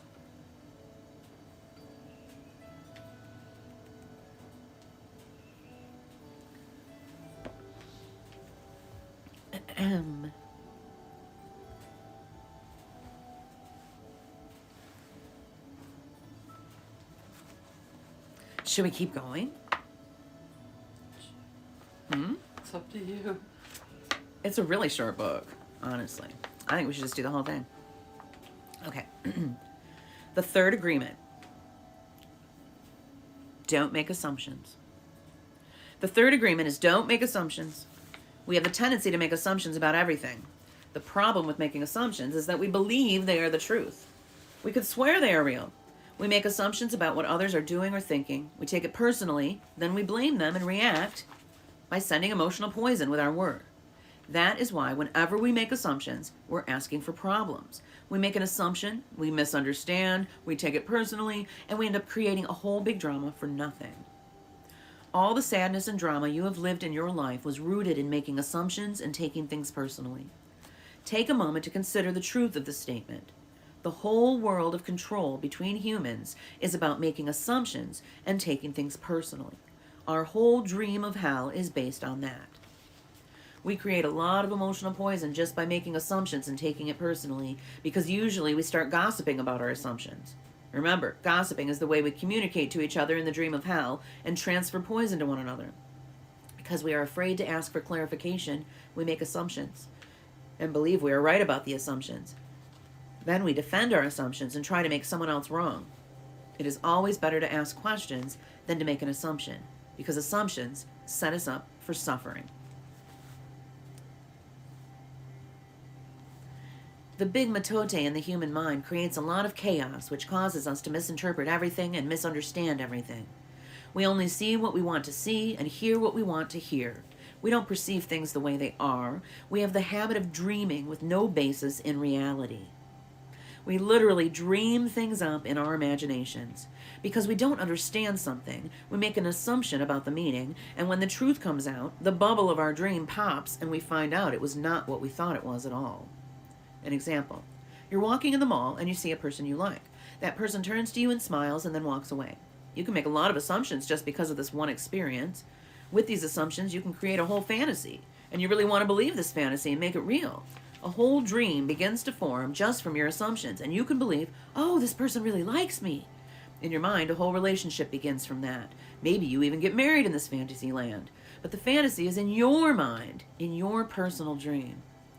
Making assumptions in our relationships is really asking for problems. Often we make the assumption that our partners know what we think and that we don't have to say what we want. We assume they're going to do what we want because they know us so well. If they don't do what we assume they should do, we feel so hurt and say, you should have known. Another example, you decide to get married and you make the assumption that your partner sees marriage the same way that you do. Then you live together and you find out this is not true. This creates a lot of conflict, but you still don't try to clarify your feelings about marriage. The husband comes home from work and the wife is mad and the husband doesn't know why. Maybe it's because the wife made an assumption. Without telling him what she wants, she makes an assumption that he knows her so well that he knows what she wants, as if he can read her mind. She gets so upset because he fails to meet her expectations. Making assumptions in relationships leads to a lot of fights, a lot of difficulties, a lot of misunderstandings with people we supposedly love. In any kind of relationship, we can make the assumption that others know what we think and we don't have to say what we want. They are going to do what we want because they know us so well. If they don't do what we want, what we assume they should do, we feel hurt and think, how could you do that? You should know. Again, we make the assumption that the other person knows what we want. A whole drama is created because we make this assumption and then put more assumptions on top of it. It is very interesting how the human mind works. We have the need to justify everything, to explain and understand everything, in order to feel safe. We have millions of questions that need answers because there are so many things that the reasoning mind cannot explain. It is not important if the answer is correct, just the answer itself makes us feel safe. This is why we make assumptions. If others tell us something, we make assumptions. And if they don't tell us something, we make assumptions to fulfill our need to know and to replace the need to communicate. Even if we hear something and we don't understand, we make assumptions about what it means and then believe the assumptions. We make all sorts of assumptions because we don't have the courage to ask questions. These assumptions are made so fast and unconsciously most of the time because we have agreements to communicate this way. We have agreed that it is not safe to ask questions. We have agreed that if people love us, they should know what we want or how we feel. When we believe something, we assume we are right about it to the point that we will destroy relationships in order to defend our position. We make the assumption that everyone sees life the way we do. We assume that others think the way we think, feel the way we feel, judge the way we judge, and abuse the way we abuse. This is the biggest assumption that humans make, and this is why we have a fear of being ourselves around others, because we think everyone else will judge us, victimize us, abuse us, and blame us as we do ourselves. So even before others have a chance to reject us, we have already rejected ourselves. That is the way the human mind works. We also make assumptions about ourselves, and this creates a lot of inner conflict. I think I'm able to do this. You make this assumption, for instance, then you discover you aren't able to do it. You overestimate or underestimate yourself because you haven't taken the time to ask yourself questions and to answer them. Perhaps you need to gather more facts about a particular situation, or maybe you need to stop lying to yourself about what you truly want. Often, when you go into a relationship with someone you like, you have to justify why you like that person. You only see what you want to see, and you deny there are things you don't like about that person. You lie to yourself just to make yourself right. Then you make assumptions, and one of the assumptions is, my love will change this person. This is not true. Your love will not change anybody. If others change, it's because they want to change, not because you can change them. Then something happens between the two of you and you get hurt. Suddenly you see what you didn't want to see before, only now it is amplified by your emotional poison. Now you have to justify your emotional pain and blame them for your choices. We don't need to justify love. It is there or not there. Real love is accepting other people the way they are without trying to change them. If we try to change them, this means we don't really like them. Of course, if you decide to live with someone, if you make that agreement, it is always better to make that agreement with someone who is exactly the way you want him or her to be. Find someone whom you don't have to change at all. It is much easier to find someone who is already the way you want him or her to be instead of trying to change that person. Also, that person must love you just the way you are, so he or she doesn't have to change you at all. If others feel they have to change you, that means they really don't love you just the way you are. So why be with someone if you're not the way he or she wants you to be? We have to be what we are, so we don't have to present a false image. If you love me the way I am, okay, take me. If you don't love me the way I am, okay, bye-bye, find someone else. It may sound harsh, but this kind of communication means the personal agreements we make with others are clear and impeccable. Just imagine the day that you stop making assumptions with your partner and eventually with everyone else in your life. Your way of communicating will change completely, and your relationships will no longer suffer from conflicts created by mistaken assumptions.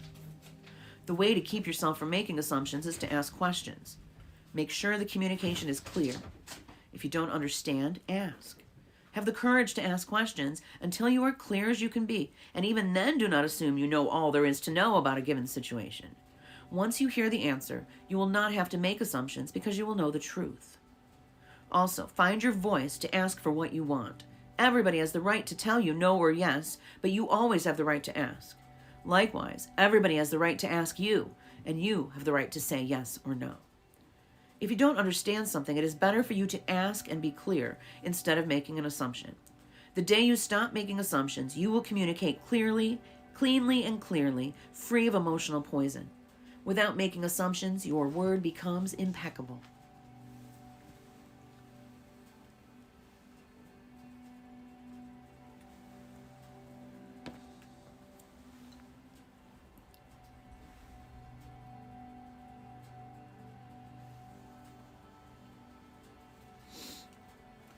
With clear communication, all of your relationships will change, not only with your partner, but with everyone else.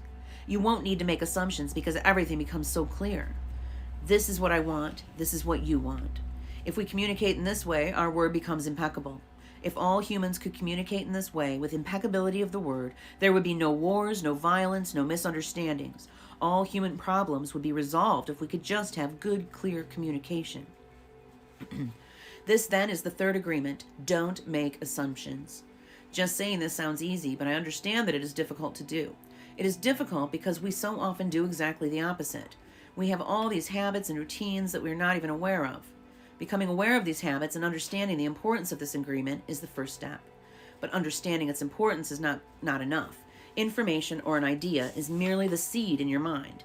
What will really make the difference is action.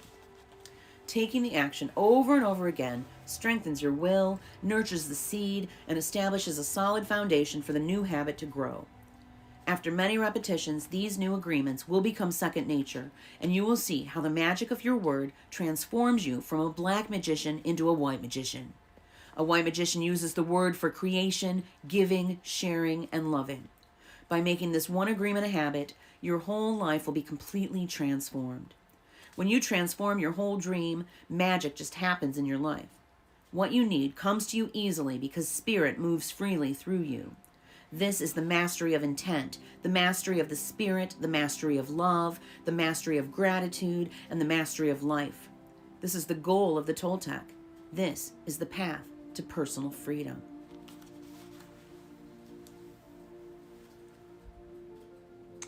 Prayers for your mom, Teresa. Oh, I'm glad she got her hip surgery. I hope she starts to feel better soon.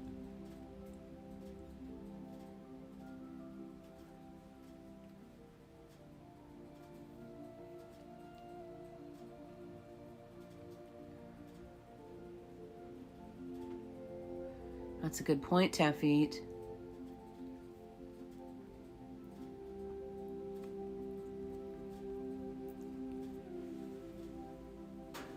Carrie said, what's Ori? Did you say what's Ori? Is that ORL. ORL? What's ORL?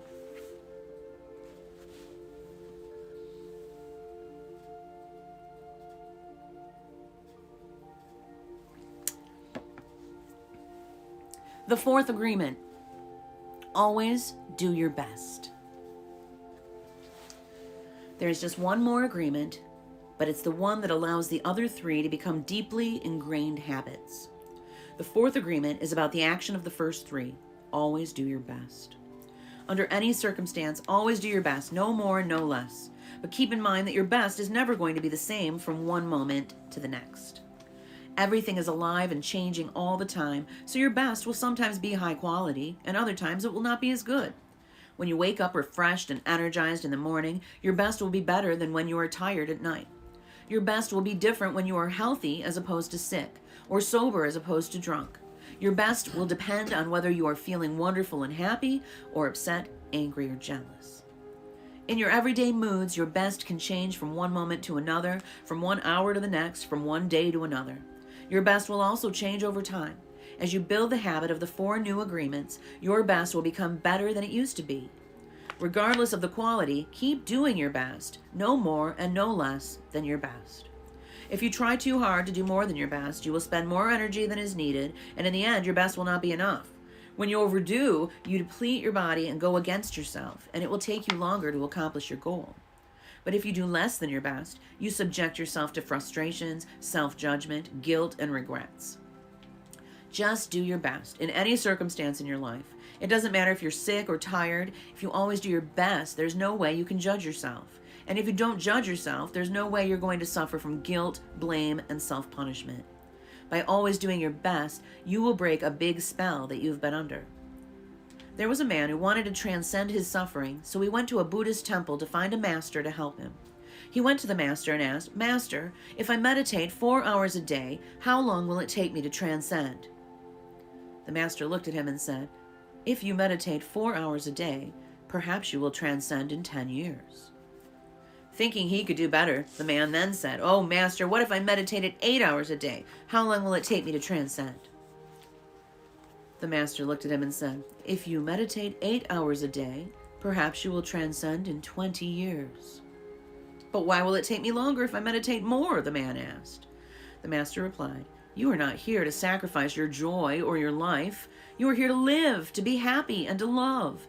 If you can do your best in 2 hours of meditation, but you spend 8 hours instead, you will only grow tired, miss the point, and you won't enjoy your life. Do your best, and perhaps you will learn that no matter how long you meditate, you can live, love, and be happy."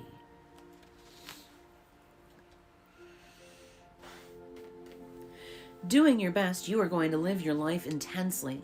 You are going to be productive. You are going to be good to yourself because you will be giving yourself to your family, to your community, to everything.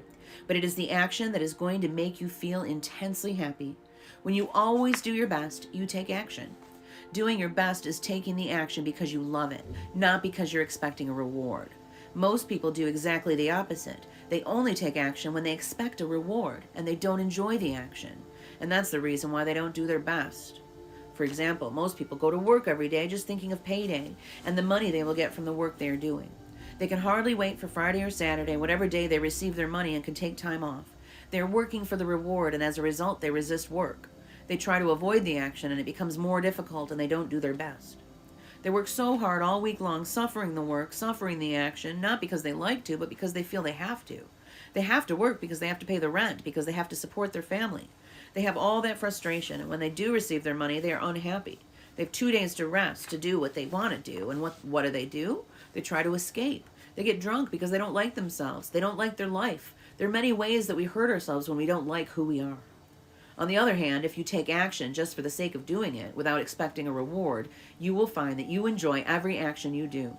Rewards will come, but you are not attached to the reward. You can even get more than you would have imagined for yourself without expecting a reward. If we like what we do, if we always do our best, then we are really enjoying life.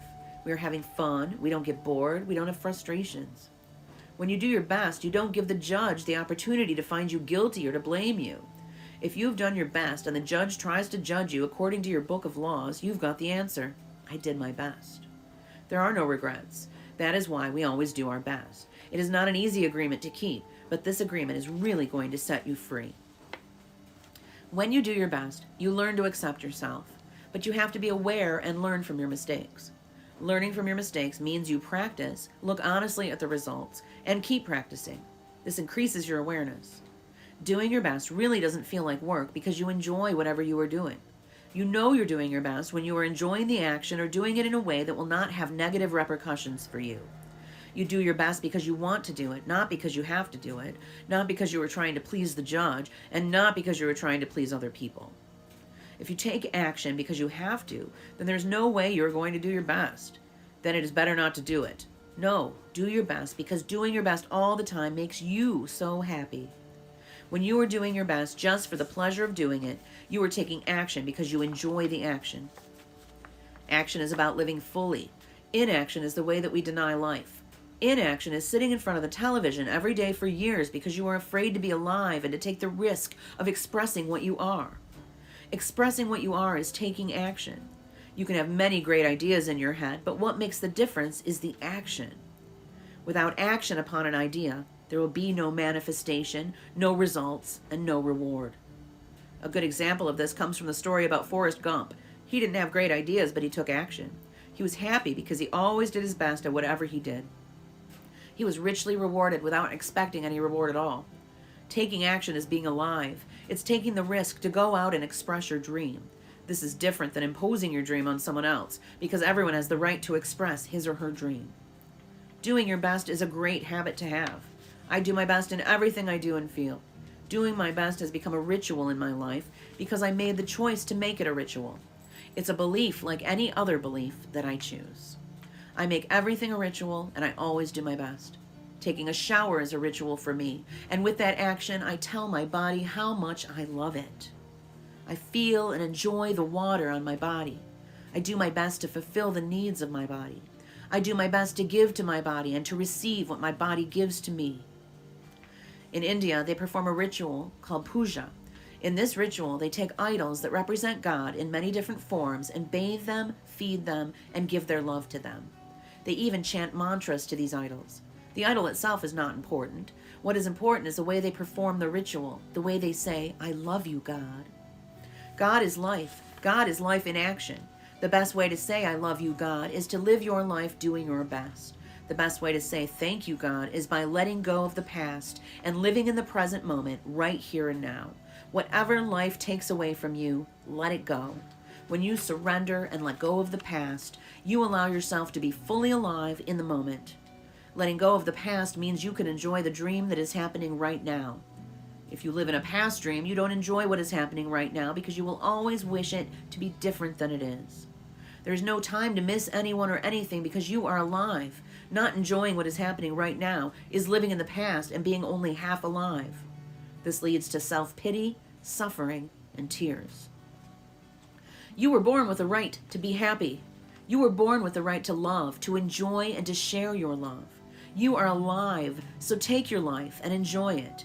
Don't resist life passing through you, because that is God passing through you. Just your existence proves the existence of God. Your existence proves the existence of life and energy. We don't need to know or prove anything. Just to be, to take a risk and enjoy your life is all that matters. Say no when you want to say no, and yes when you want to say yes. You have the right to be you. You can only be you when you do your best. When you don't do your best, you are denying yourself the right to be you. That's a seed that you should really nurture in your mind. You don't need knowledge or great philosophical concepts. You don't need the acceptance of others. You express your own divinity by being alive and by loving yourself and others. It is an expression of God to say, "Hey, I love you." The first 3 agreements will only work if you do your best. Don't expect that you will always be able to be impeccable with your word. Your routine habits are too strong and firmly rooted in your mind, but you can do your best. Don't expect that you will never take anything personally. Just do your best. Don't expect that you will never make another assumption, but you certainly can do your best. By doing your best, the habits of misusing your word, taking things personally, and making assumptions will become weaker and less frequent with time. You don't need to judge yourself, feel guilty, or punish yourself if you cannot keep these agreements. If you're doing your best, you will feel good about yourself even if you still make assumptions, still take things personally, and still are not impeccable with your word. If you do your best always, over and over again, you will become a master of transformation. Practice makes the master. By doing your best, you become a master. Everything you have ever learned, you learned through repetition. You learned to write, to drive, and even to walk by repetition. You are a master of speaking your language because you practiced. Action is what makes the difference. If you do your best in the search for personal freedom, in the search for self-love, you will discover that it's just a matter of time before you find what you are looking for. It's not about daydreaming or sitting for hours dreaming in meditation. You have to stand up and be a human. You have to honor the man or woman that you are. Respect your body, enjoy your body, love your body, feed, clean, and heal your body. Exercise and do what makes your body feel good. This is a puja to your body, and that is a communion between you and God. You don't need to worship idols of the Virgin Mary, the Christ, or the Buddha. You can if you want to. If it feels good, do it. Your own body is a manifestation of God, and if you honor your body, everything will change for you. When you practice giving love to every part of your body, you plant seeds of love in your mind, and when they grow, you will love, honor, and respect your body immensely. Every action then becomes a ritual in which you are honoring God. After that, the next step is honoring God with every thought, every emotion, every belief, even what is right or wrong. Every thought becomes a communion with God, and you will live a dream without judgments, victimization, and free of the need to gossip and abuse yourself. When you honor these 4 agreements together, there is no way that you will live in hell. There's no way. If you are impeccable with your word, if you don't take anything personally, if you don't make assumptions, if you always do your best, then you are going to have a beautiful life. You are going to control your life 100%. The 4 agreements are a summary of the mastery of transformation, one of the masteries of the Toltec. You transform hell into heaven. The dream of the planet is transformed into your personal dream of heaven. The knowledge is there, it's just waiting for you to use it. The 4 agreements are there, you just need to adopt these agreements and respect their meaning and power. Just do your best to honor these agreements. You can make this agreement today. I choose to honor the 4 agreements. It's so simple and logical that even a child can understand them. But you must have a very strong will to keep these agreements. Why? Because wherever we go, we find that our path is full of obstacles. Everyone tries to sabotage our commitment to these new agreements, and everything around us is a setup for us to break them. The problem is all the other agreements that are a part of the dream of the planet, they are alive and they are very strong. That's why you need to be a great hunter, a great warrior who can defend these 4 agreements with your life. Your happiness, your freedom, your entire way of living depends on it. The warrior's goal is to transcend this world, to escape from this hell, and never come back. As the Toltecs teach us, the reward is to transcend the human experience of suffering, to become the embodiment of God. That is the reward. We really need to use every bit of power we have to succeed in keeping these agreements. I didn't expect that I could do it at first. I've fallen many times, but I stood up and kept going. And I fell again and I kept going. I didn't feel sorry for myself. There was no way that I felt sorry for myself. I said, if I fall, I am strong enough, I'm intelligent enough, I can do it. I stood up and kept going. I fell and I kept going and going, and each time it became easier and easier. Yet in the beginning it was so hard, so difficult. So, if you fall, do not judge. Do not give your judge the satisfaction of turning you into a victim. No, be tough with yourself. Stand up and make the agreement again. Okay, I broke my agreement to be impeccable with my word. I will start all over again. I'm going to keep the 4 agreements just for today. Today, I will be impeccable with my word. I will not take anything personally. I will not make any assumptions, and I'm going to do my best. If you break an agreement, begin again tomorrow and again the next day. It'll be difficult at first, but each day will become easier and easier until someday you will discover that you are ruling your life with these 4 agreements, and you will be surprised at the way your life has been transformed. You don't need to be religious or go to church every day. Your love and self-respect are growing and growing. You can do it. If I did it, you can do it also. Do not be concerned about the future. Keep your attention on today and stay in the present moment. Just live one day at a time. Always do your best to keep these agreements, and soon it will be easy for you. Today is the beginning of a new dream.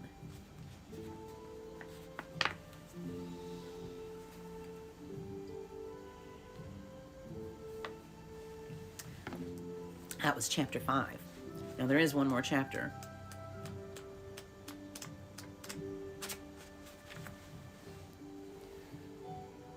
Any comments?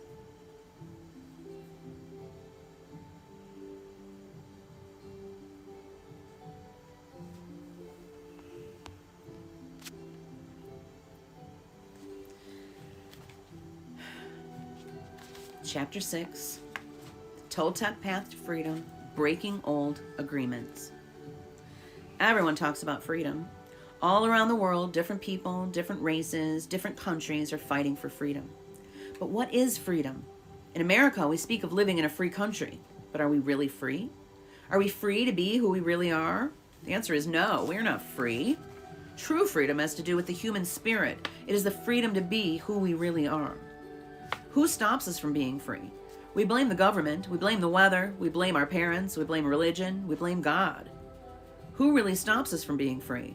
We stop ourselves. What does it really mean to be free? Sometimes we get married and we say that we lose our freedom. Then we get divorced and we're still not free. What stops us? Why can't we be ourselves? We have memories of long ago when we used to be free and we loved being free, but we have forgotten what freedom really means. If we see a child who is 2 or 3, perhaps 4 years old, we find a free human. Why is this human free? Because this human does whatever he or she wants to do.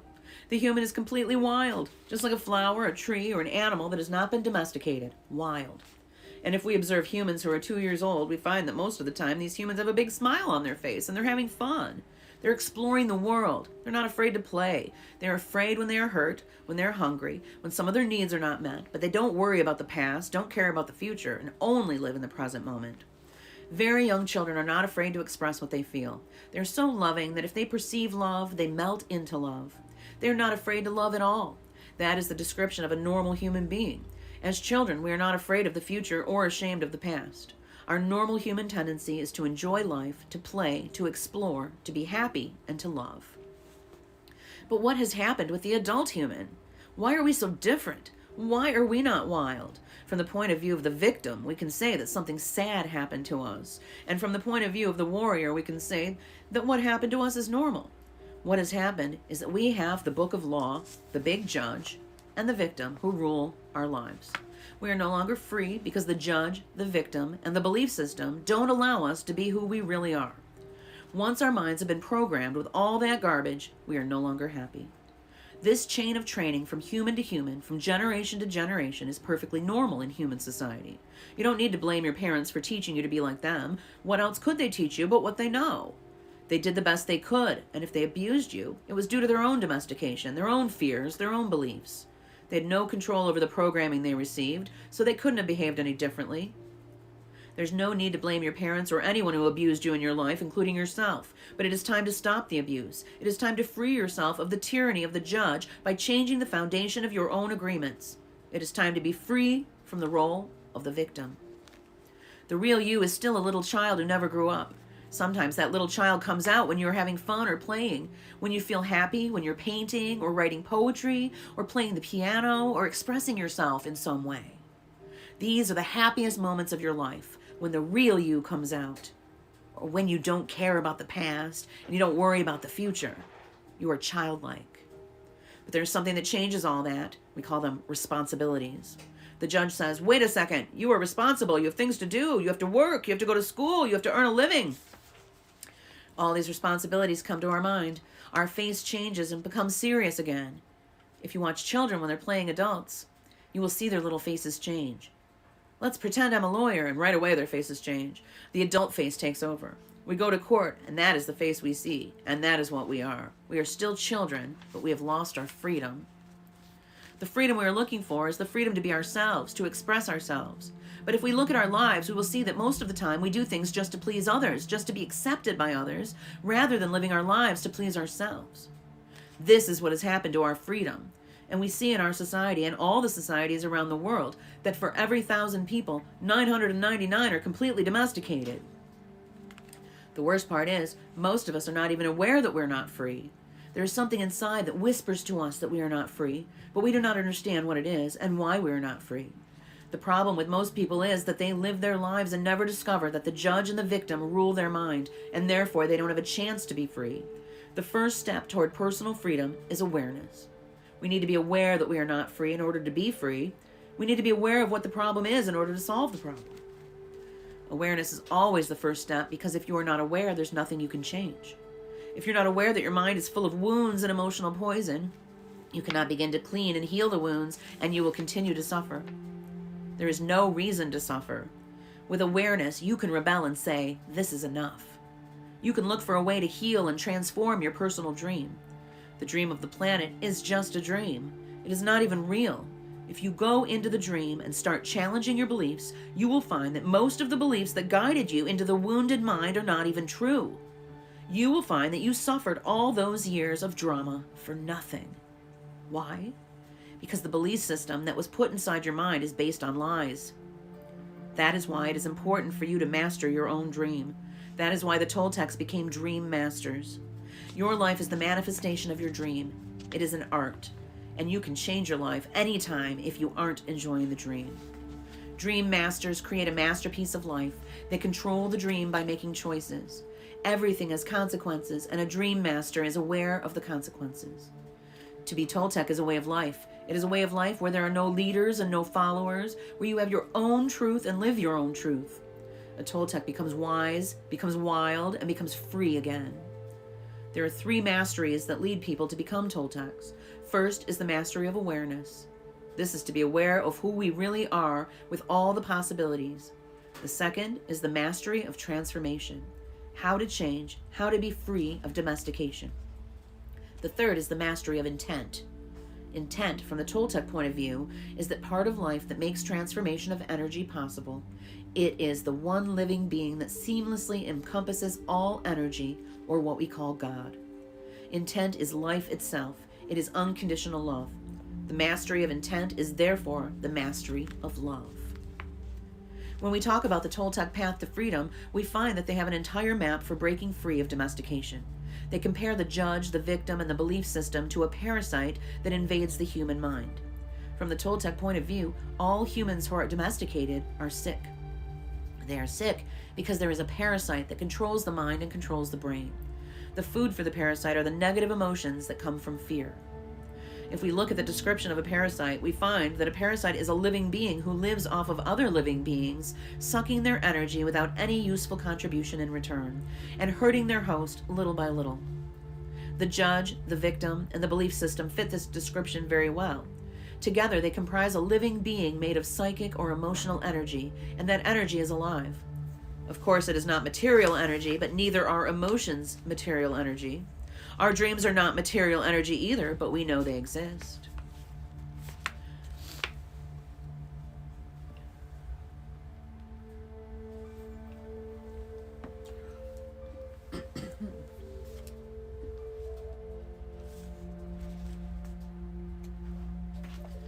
One function of the brain is to transform material energy into emotional energy.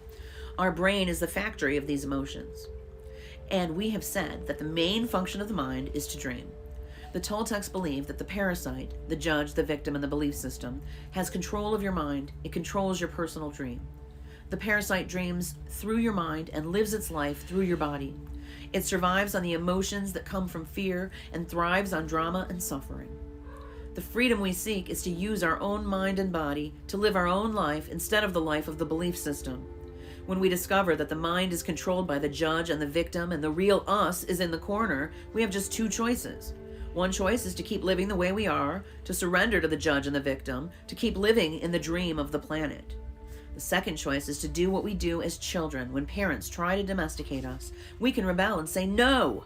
We can declare a war against the parasite, a war against the judge and the victim, a war for our independence, a war for the right to use our own mind and our own brain.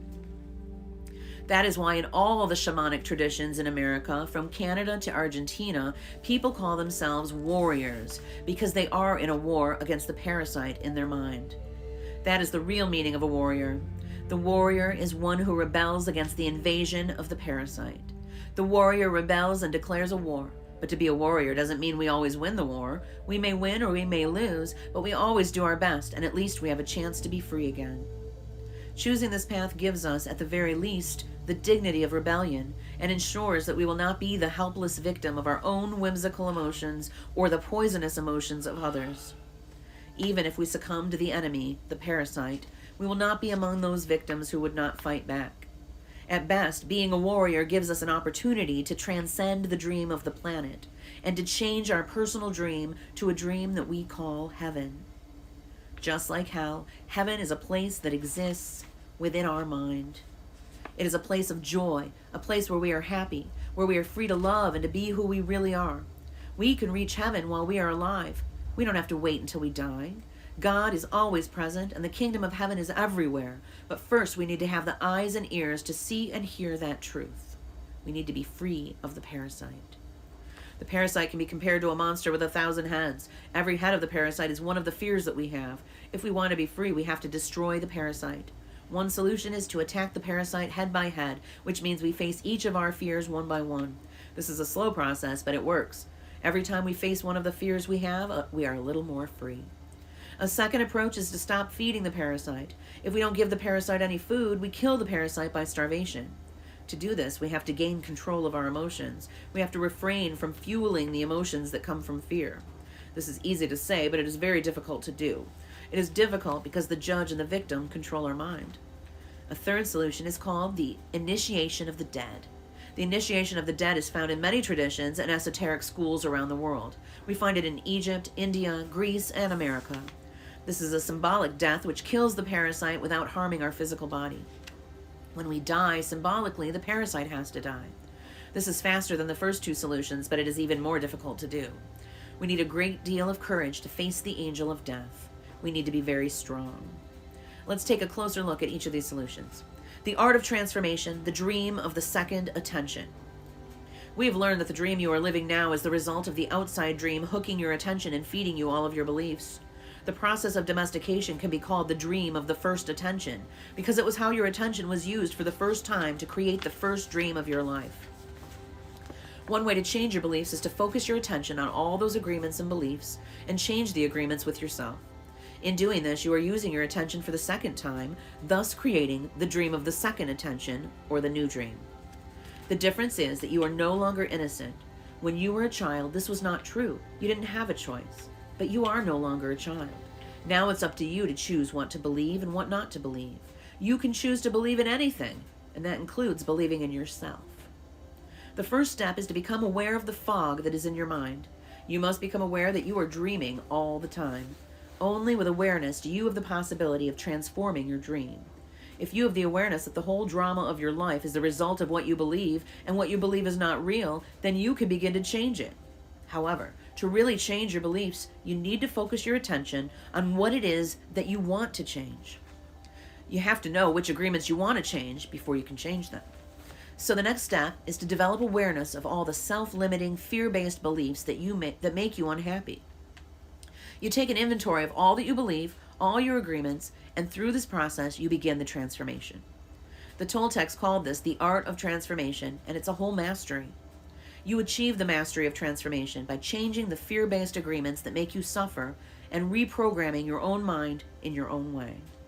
One of the ways to do this is to explore and adopt alternative beliefs, such as the 4 agreements. The decision to adopt the 4 agreements is a declaration of war to regain your freedom from the parasite. The 4 agreements offer the possibility of ending the emotional pain, which can open the door for you to enjoy your life and begin a new dream. It's up to you to explore the possibilities of your dream, if you're interested. The 4 agreements were created to assist you in the art of transformation, to help you break the limiting agreements, gain more personal power, and become stronger. The stronger you get, the more agreements you can break until the moment comes when you make it to the core of all of those agreements. Going to the core of those agreements is what I call going into the desert. When you go into the desert, you meet your demons face to face. After coming out of the desert, all those demons become angels.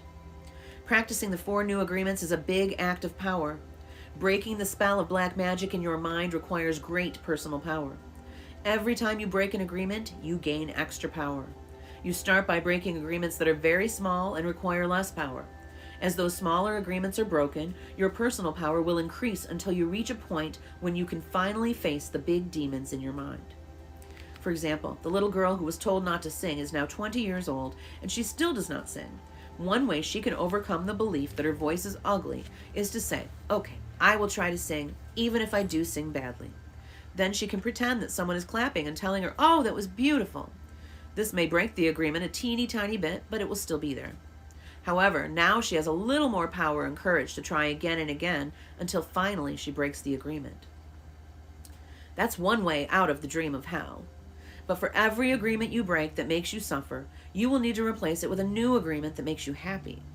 This will keep the old agreement from coming back. If you occupy the same space with a new agreement, then the old agreement is gone forever, and in its place is the new agreement. There are many strong beliefs in the mind that can make this process look hopeless. This is why you need to go step by step and be patient with yourself, because this is a slow process. The way you are living now is the result of many years of domestication. You cannot expect to break the domestication in one day. Breaking agreements is very difficult because we put the power of the word, which is the power of our will, into every agreement we have made. We need the same amount of power to change an agreement. We cannot change an agreement with less power than we used to make the agreement, and almost all of our personal power is invested in keeping the agreements we have with ourselves. That's because our agreements are actually like a strong addiction. We are addicted to being the way we are. We are addicted to anger, jealousy, and self-pity.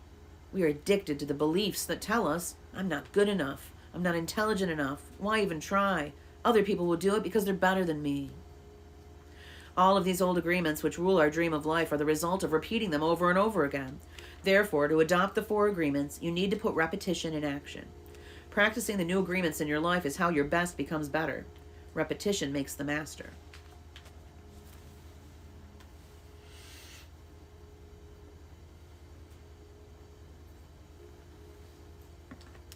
The discipline of the warrior, controlling your own behavior. Imagine that you awake early one morning, overflowing with enthusiasm for the day. You feel good. You are happy and have plenty of energy to face the day. Then at breakfast, you have a big fight with your spouse and a flood of emotion comes out. You get mad, and in the emotion of anger, you spend a lot of personal power. After the fight, you feel drained, and you just want to go and cry. In fact, you feel so tired that you go to your room, collapse, and try to recover. You spend the day wrapped up in your emotions. You have no energy to keep going, and you just want to walk away from everything. Every day, we awake with a certain amount of mental, emotional, and physical energy that we spend throughout the day. If we allow our emotions to deplete our energy, we have no energy to change our life or to give to others. The way you see the world will depend upon the emotions you are feeling. When you are angry, everything around you is wrong. Nothing is right. You blame everything, including the weather. Whether it's raining or the sun is shining, nothing pleases you. When you are sad, everything around you is sad and makes you cry. You see the trees and you feel sad. You see the rain and everything looks so sad. Perhaps you feel vulnerable and have a need to protect yourself because you don't know in what moment someone will attack you. You do not trust anything or anyone around you. This is because you see the world with the eyes of fear. Imagine that the human mind is the same as your skin. You can touch healthy skin and it feels wonderful. Your skin is made for perception and the sensation of touch is wonderful. Now imagine you have an injury and the skin gets cut and infected. If you touch the infected skin, it is going to hurt, so you try to cover and protect the skin. You will not enjoy being touched because it hurts. Now imagine that all humans have this skin disease. Nobody can touch each other because it is going to hurt. Everyone has wounds on their skin, so the infection is seen as normal. The pain is also considered normal. We believe we are supposed to be that way. Can you imagine how we would behave with each other if all the humans in the world had this skin disease? Of course, we would hardly ever hug each other because it would be too painful. So we would need to create a lot of distance between us. The human mind is exactly like this description of infected skin. Every human has an emotional body completely covered with infected wounds. Each wound is infected with emotional poison, the poison of all the emotions that make us suffer, such as hate, anger, envy, and sadness. An action of injustice opens a wound in the mind, and we react with emotional poison because of the concepts and beliefs we have about injustice and what is fair. The mind is so wounded and full of poison by the process of domestication that everyone describes the wounded mind as normal. This is considered normal, but I can tell you that it is not normal. We have a dysfunctional dream of the planet, and humans are mentally sick with a disease called fear. The symptoms of the disease are all the emotions that make humans suffer: anger, hate, sadness, envy, and betrayal. When the fear is too great, the reasoning mind begins to fail, and we call this mental illness. Psychotic behavior occurs when the mind is so frightened and the wounds so painful that it seems better to break contact with the outside world. If we can see our state of mind as a disease, we find there is a cure. We don't have to suffer any longer. First, we need the truth to open the emotional wounds, take the poison out, and heal the wounds completely. How do we do this? We must forgive those we feel have wronged us, not because they deserve to be forgiven, but because we love ourselves so much we don't want to keep paying for the injustice.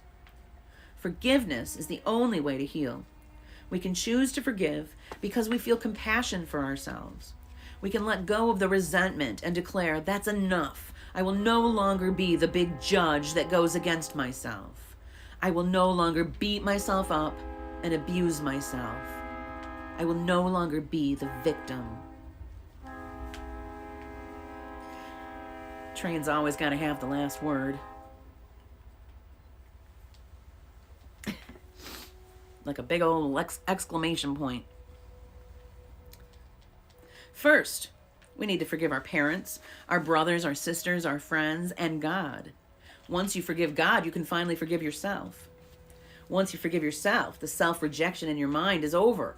Self-acceptance begins, and the self-love will grow so strong that you will finally accept yourself just the way you are. That's the beginning of the free human. Forgiveness is the key. You will know you have forgiven someone when you see them and you no longer have an emotional reaction. You will hear the name of the person and you will have no emotional reaction. When someone can touch what used to be a wound and it no longer hurts you, then you know you have truly forgiven. The truth is like a scalpel. The truth is painful because it opens all of the wounds which are covered by lies so that we can be healed. These lies are what we call the denial system. It's a good thing we have the denial system because it allows us to cover our wounds and still function. But once we no longer have any wounds or any poison, we don't need to lie anymore. We don't need the denial system because a healthy mind, like healthy skin, can be touched without hurting. It's pleasurable for the mind to be touched when it is clean. The problem with most people is that they lose control of their emotions. It is the emotions that control the behavior of the human, not the human who controls the emotions. When we lose control, we say things that we don't want to say, and we do things that we don't want to do. That is why it is so important to be impeccable with our word and to become a spiritual warrior. We must learn to control the emotions so we have enough personal power to change our fear-based agreements, escape from hell, and create our own personal heaven. How are we to become a warrior? There are certain characteristics of the warrior that are nearly the same around the world. The warrior has awareness. That's very important. We are aware that we are at war, and the war in our minds requires discipline. Not the discipline of a soldier, but the discipline of a warrior. Not the discipline from the outside to tell us what to do and what not to do, but the discipline to be ourselves, no matter what. The warrior has control. Not control over another human, but control over one's own emotions, control over one's own self. It is when we lose control that we repress the emotions, not when we are in control. The big difference between a warrior and a victim is that the victim represses and the warrior refrains. Victims repress because they are afraid to show the emotions, afraid to say what they want to say. To refrain is not the same thing as repression. To refrain is to hold the emotions and to express them in the right moment, not before, not later. That is why warriors are impeccable. They have complete control over their own emotions and therefore over their own behavior.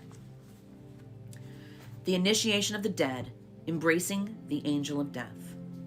The final way to attain personal freedom is to prepare ourselves for the initiation of the dead, to take death itself as our teacher. What the angel of death can teach us is how to be truly alive. We become aware that we can die at any moment. We have just the present to be alive. The truth is that we don't know if we're going to die tomorrow. Who knows? We have the idea that we have many years in the future. But do we? If we go to the hospital and the doctor tells us that we have 1 week to live, what are we going to do? As we have said before, we have two choices. One is to suffer because we're going to die and to tell everyone, poor me, I'm going to die, and really create a huge drama. The other choice is to use every moment to be happy, to do what we really enjoy doing. If we only have 1 week to live, let's enjoy life. Let's be alive. We can say, I'm going to be myself. No longer am I going to run my life trying to please other people. No longer am I going to be afraid of what they think about me. What do I care what others think if I'm going to die in 1 week? I'm going to be myself. The angel of death can teach us to live every day as if it is the last day of our life, as if there may be no tomorrow. We can begin each day by saying, I am awake. I see the sun. I am going to give my gratitude to the sun and to everything and everyone because I am still alive. 1 more day to be myself. That is the way I see life. That is what the angel of death taught me, to be completely open, to know that there is nothing to be afraid of. And of course, I treat the people I love with love because this may be the last day that I can tell you how much I love you. I don't know if I'm going to see you again, so I don't want to fight with you. What if I had a big fight with you and I told you all those emotional poisons that I have against you and you die tomorrow? Oops. Oh my God, the judge will get me so bad and I will feel so guilty for everything that I told you. I will even feel guilty for not telling you how much I love you. The love that makes me happy is the love that I can share with you. Why do I need to deny that I love you? It is not important if you love me back. I may die tomorrow or you may die tomorrow. What makes me happy now is to let you know how much I love you. You can live your life this way. By doing so, you prepare yourself for the initiation of death. What is going to happen in the initiation of death is that the old dream that you have in your mind is going to die forever. Yes, you are going to have memories of the parasite, of the judge, the victim, and what you used to believe, but the parasite will be dead. That is what is going to die in the initiation of death, the parasite. It is not easy to go for the initiation of death because the judge and the victim will fight with everything they have. They don't want to die, and if we feel we are the ones who are going to die and we are afraid of this death. When we live in the dream of the planet, it is as if we are dead. Whoever survives the initiation of the dead receives the most wonderful gift, the resurrection. To receive the resurrection is to arise from the dead, to be alive, to be ourselves again. The resurrection is to be like a child, to be wild and free, but with a difference. The difference is that we have freedom with wisdom instead of innocence. We are able to break our domestication, become free again, and heal our mind. We surrender to the angel of death, knowing that the parasite will die and we will still be alive with a healthy mind and perfect reason. Then we are free to use our own mind and run our own life. That is what in the Toltec way the angel of death teaches us. The angel of death comes to us and says, you see, everything that exists here is mine. It is not yours. Your house, your spouse, your children, your car, your career, your money, everything is mine, and I can take it away when I want to, but for now, you can use it. If we surrender to the angel of death, we will be happy forever and ever. Why? Because the angel of death takes the past away in order to make it possible for life to continue. For every moment that is past, the angel of death keeps taking the part that is dead, and we keep living in the present. The parasite wants us to carry the past with us, and that makes it so heavy to be alive. When we try to live in the past, how can we enjoy the present? When we dream of the future, why must we carry the burden of the past? When are we going to live in the present? That is what the angel of death teaches us to do.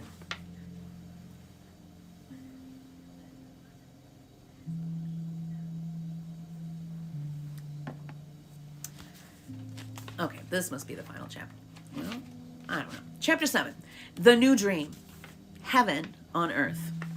I want you to forget everything you've learned in your whole life.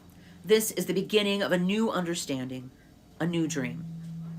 The dream you are living is your creation. It is your perception of reality that you can change at any time. You have the power to create hell, and you have the power to create heaven. Why not dream a different dream? Why not use your mind, your imagination, and your emotions to dream heaven? Just use your imagination and a tremendous thing will happen. Imagine that you have the ability to see the world with different eyes, whenever you choose. Each time you open your eyes, you see the world around you in a different way. Close your eyes now, and then open them and look outside. What you will see is love coming out of the trees, love coming out of the sky, love coming out of the light. You will perceive love from everything around you. This is the state of bliss. You perceive love directly from everything, including yourself and other humans. Even when humans are sad or angry, behind these feelings you can see that they are also sending love. Using your imagination and your new eyes of perception, I want you to see yourself living a new life, a new dream, a life where you don't need to justify your existence and you are free to be who you really are. Imagine that you have permission to be happy and to really enjoy your life. Your life is free of conflict with yourself and with others. Imagine living your life without fear of expressing your dreams. You know what you want, what you don't want, and when you want it. You are free to change your life the way you really want to. You are not afraid to ask for what you need, to say yes or no to anything or anyone. Imagine living your life without the fear of being judged by others. You no longer rule your behavior according to what others may think about you. You are no longer responsible for anyone's opinion. You have no need to control anyone, and no one controls you either. Imagine living your life without judging others. You can easily forgive others and let go of any judgments that you have. You don't have the need to be right, and you don't need to make anyone else wrong. You respect yourself and everyone else, and they respect you in return. Imagine living without the fear of loving and not being loved. You are no longer afraid to be rejected, and you don't have the need to be accepted. You can say I love you with no shame or justification. You can walk in the world with your heart completely open and not be afraid to be hurt. Imagine living your life without being afraid to take a risk and to explore life. You are not afraid to lose anything. You're not afraid to be alive in the world, and you're not afraid to die. Imagine that you love yourself just the way you are. You love your body just the way it is, and you love your emotions just the way they are. You know that you are perfect just as you are. The reason I ask you to imagine these things is because they are all entirely possible. You can live in the state of grace, the state of bliss, the dream of heaven. But in order to experience this dream, you must first understand what it is. Only love has the ability to put you in that state of bliss. Being in bliss is like being in love. Being in love is like being in bliss. You are floating in the clouds. You are perceiving love wherever you go. It is entirely possible to live this way all the time. It is possible because others have done it and they are no different from you. They live in bliss because they have changed their agreements and are dreaming a different dream. Once you feel what it means to live in a state of bliss, you will love it. You will know that heaven on earth is truth, that heaven truly exists. Once you know that heaven exists, once you know it is possible to stay there, it's up to you to make the effort to do it. 2,000 years ago, Jesus told us about the kingdom of heaven, the kingdom of love, but hardly anyone was ready to hear this. They said, "What are you talking about? My heart is empty. I don't feel the love that you're talking about. I don't feel the peace that you have."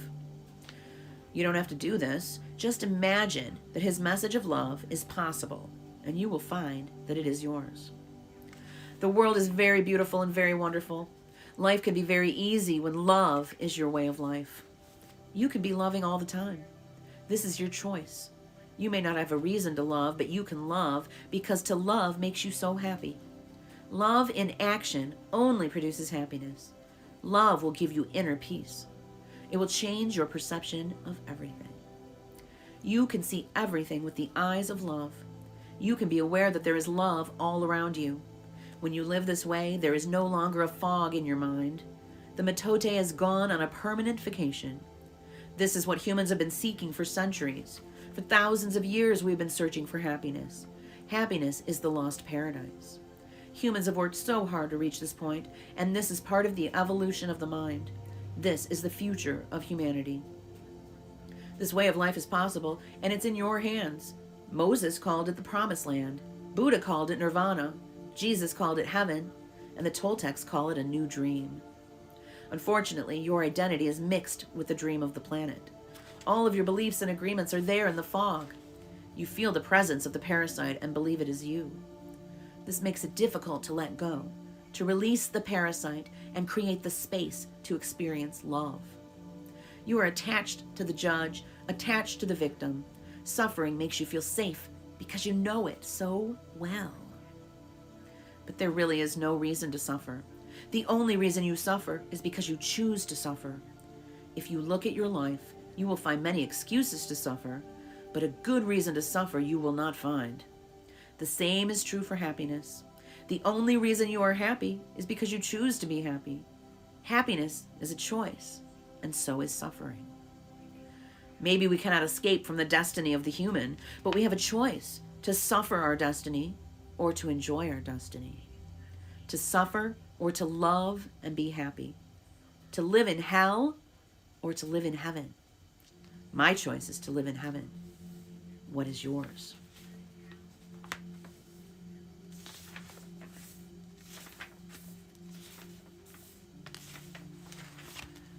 Prayers. Please take a moment to close your eyes, open your heart, and feel all the love that comes from your heart. I want you to join with my words in your mind and in your heart to feel a very strong connection of love. Together, we are going to do a very special prayer to experience a communion with our Creator. Focus your attention on your lungs as if only your lungs exist. Feel the pleasure when your lungs expand to fulfill the biggest need of the human body, to breathe. Take a deep breath and feel the air as it fills your lungs. Feel how the air is nothing but love. Notice the connection between the air and the lungs, a connection of love. Expand your lungs with air until your body has the need to expel that air. And then exhale and feel the pleasure again. Because when we fulfill any need of the human body, it gives us pleasure. To breathe gives us much pleasure. Just to breathe is enough for us to always be happy, to enjoy life. Just to be alive is enough. Feel the pleasure to be alive, the pleasure of the feeling of love. Prayer for freedom. Today, Creator of the universe, we ask that you come to us and share with us a strong communion of love. We know that your real name is love, that to have a communion with you means to share the same vibration, the same frequency that you are, because you are the only thing that exists in the universe. Today, help us to be like you are, to love life, to be love. Help us to love the way you love, with no conditions, no expectations, no obligations, without any judgment. Help us to love and accept ourselves without any judgment, because when we judge ourselves, we find ourselves guilty and we need to be punished. Help us to love everything you create unconditionally, especially other human beings, especially those who live around us, all our relatives and people whom we try so hard to love. Because when we reject them, we reject ourselves, and when we reject ourselves, we reject you. Help us to love others just the way they are with no conditions. Help us to accept them the way they are without judgment, because if we judge them, we find them guilty, we blame them, and we have the need to punish them. Today, clean our hearts of any emotional poison that we have, free our minds from any judgment, so that we can live in complete peace and complete love. Today is a very special day. Today we open our hearts to love again, so that we can tell each other, I love you, without any fear and really mean it. Today we offer ourselves to you. Come to us, use our voices, use our eyes, use our hands, and use our hearts to share ourselves in a communion of love with everyone. Today, Creator, help us to be just like you are. Thank you for everything that we receive this day, especially for the freedom to be who we really are. Amen.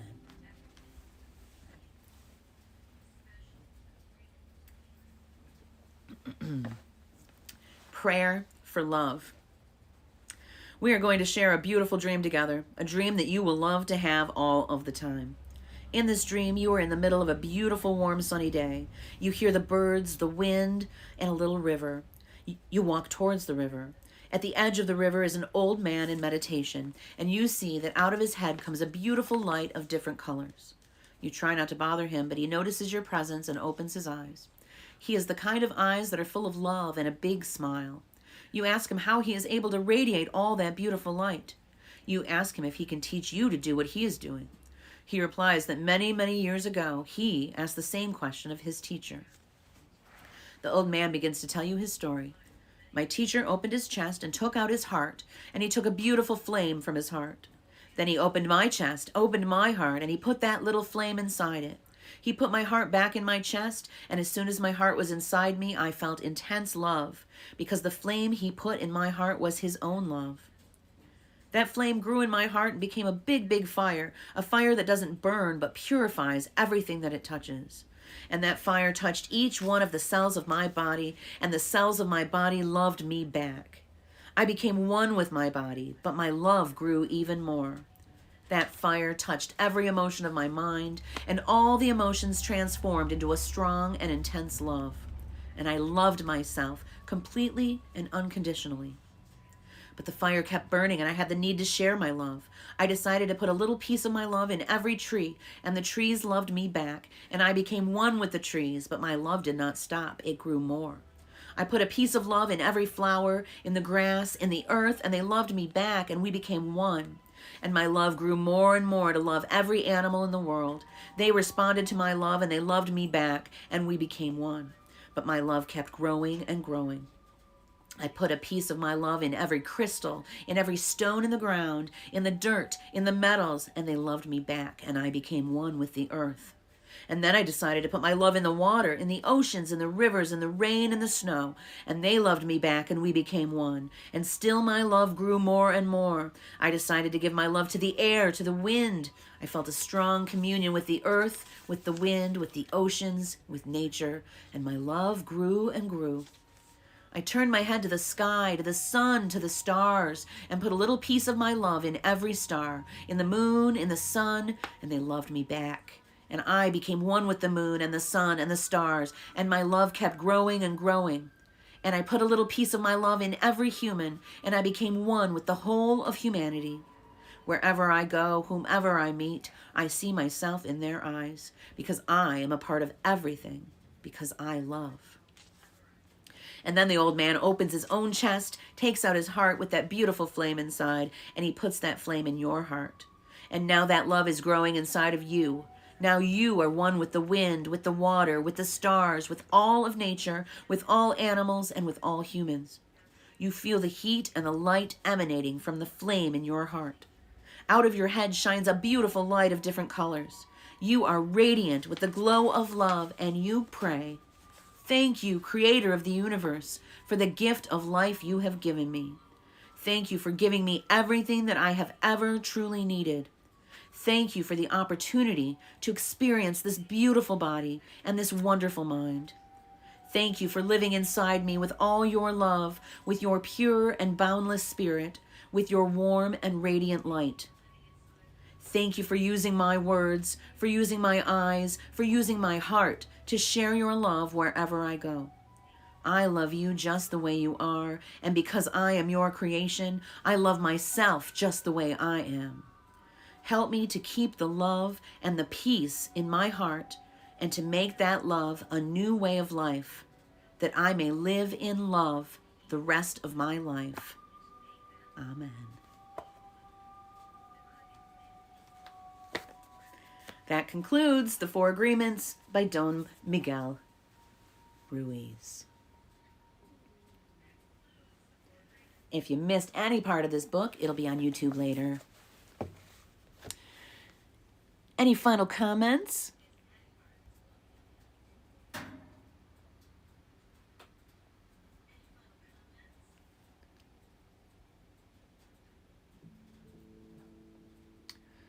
Aw.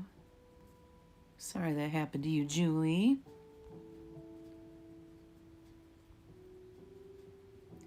Glad your mom's being taken care of, Teresa.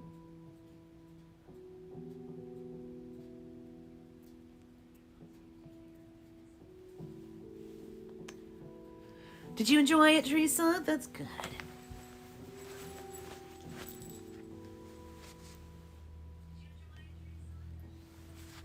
Any other comments?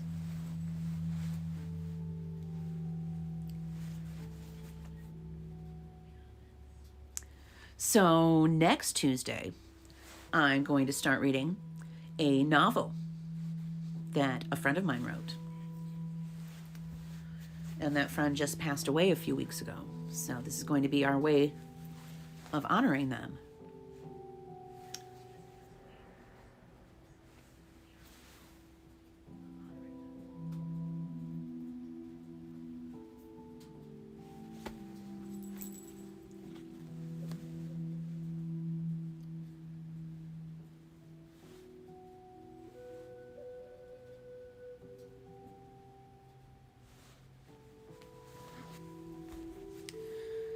Oh, you're very welcome, Julie. Glad you enjoyed it. Oh, Teresa, I understand. So did I. It's not any fun.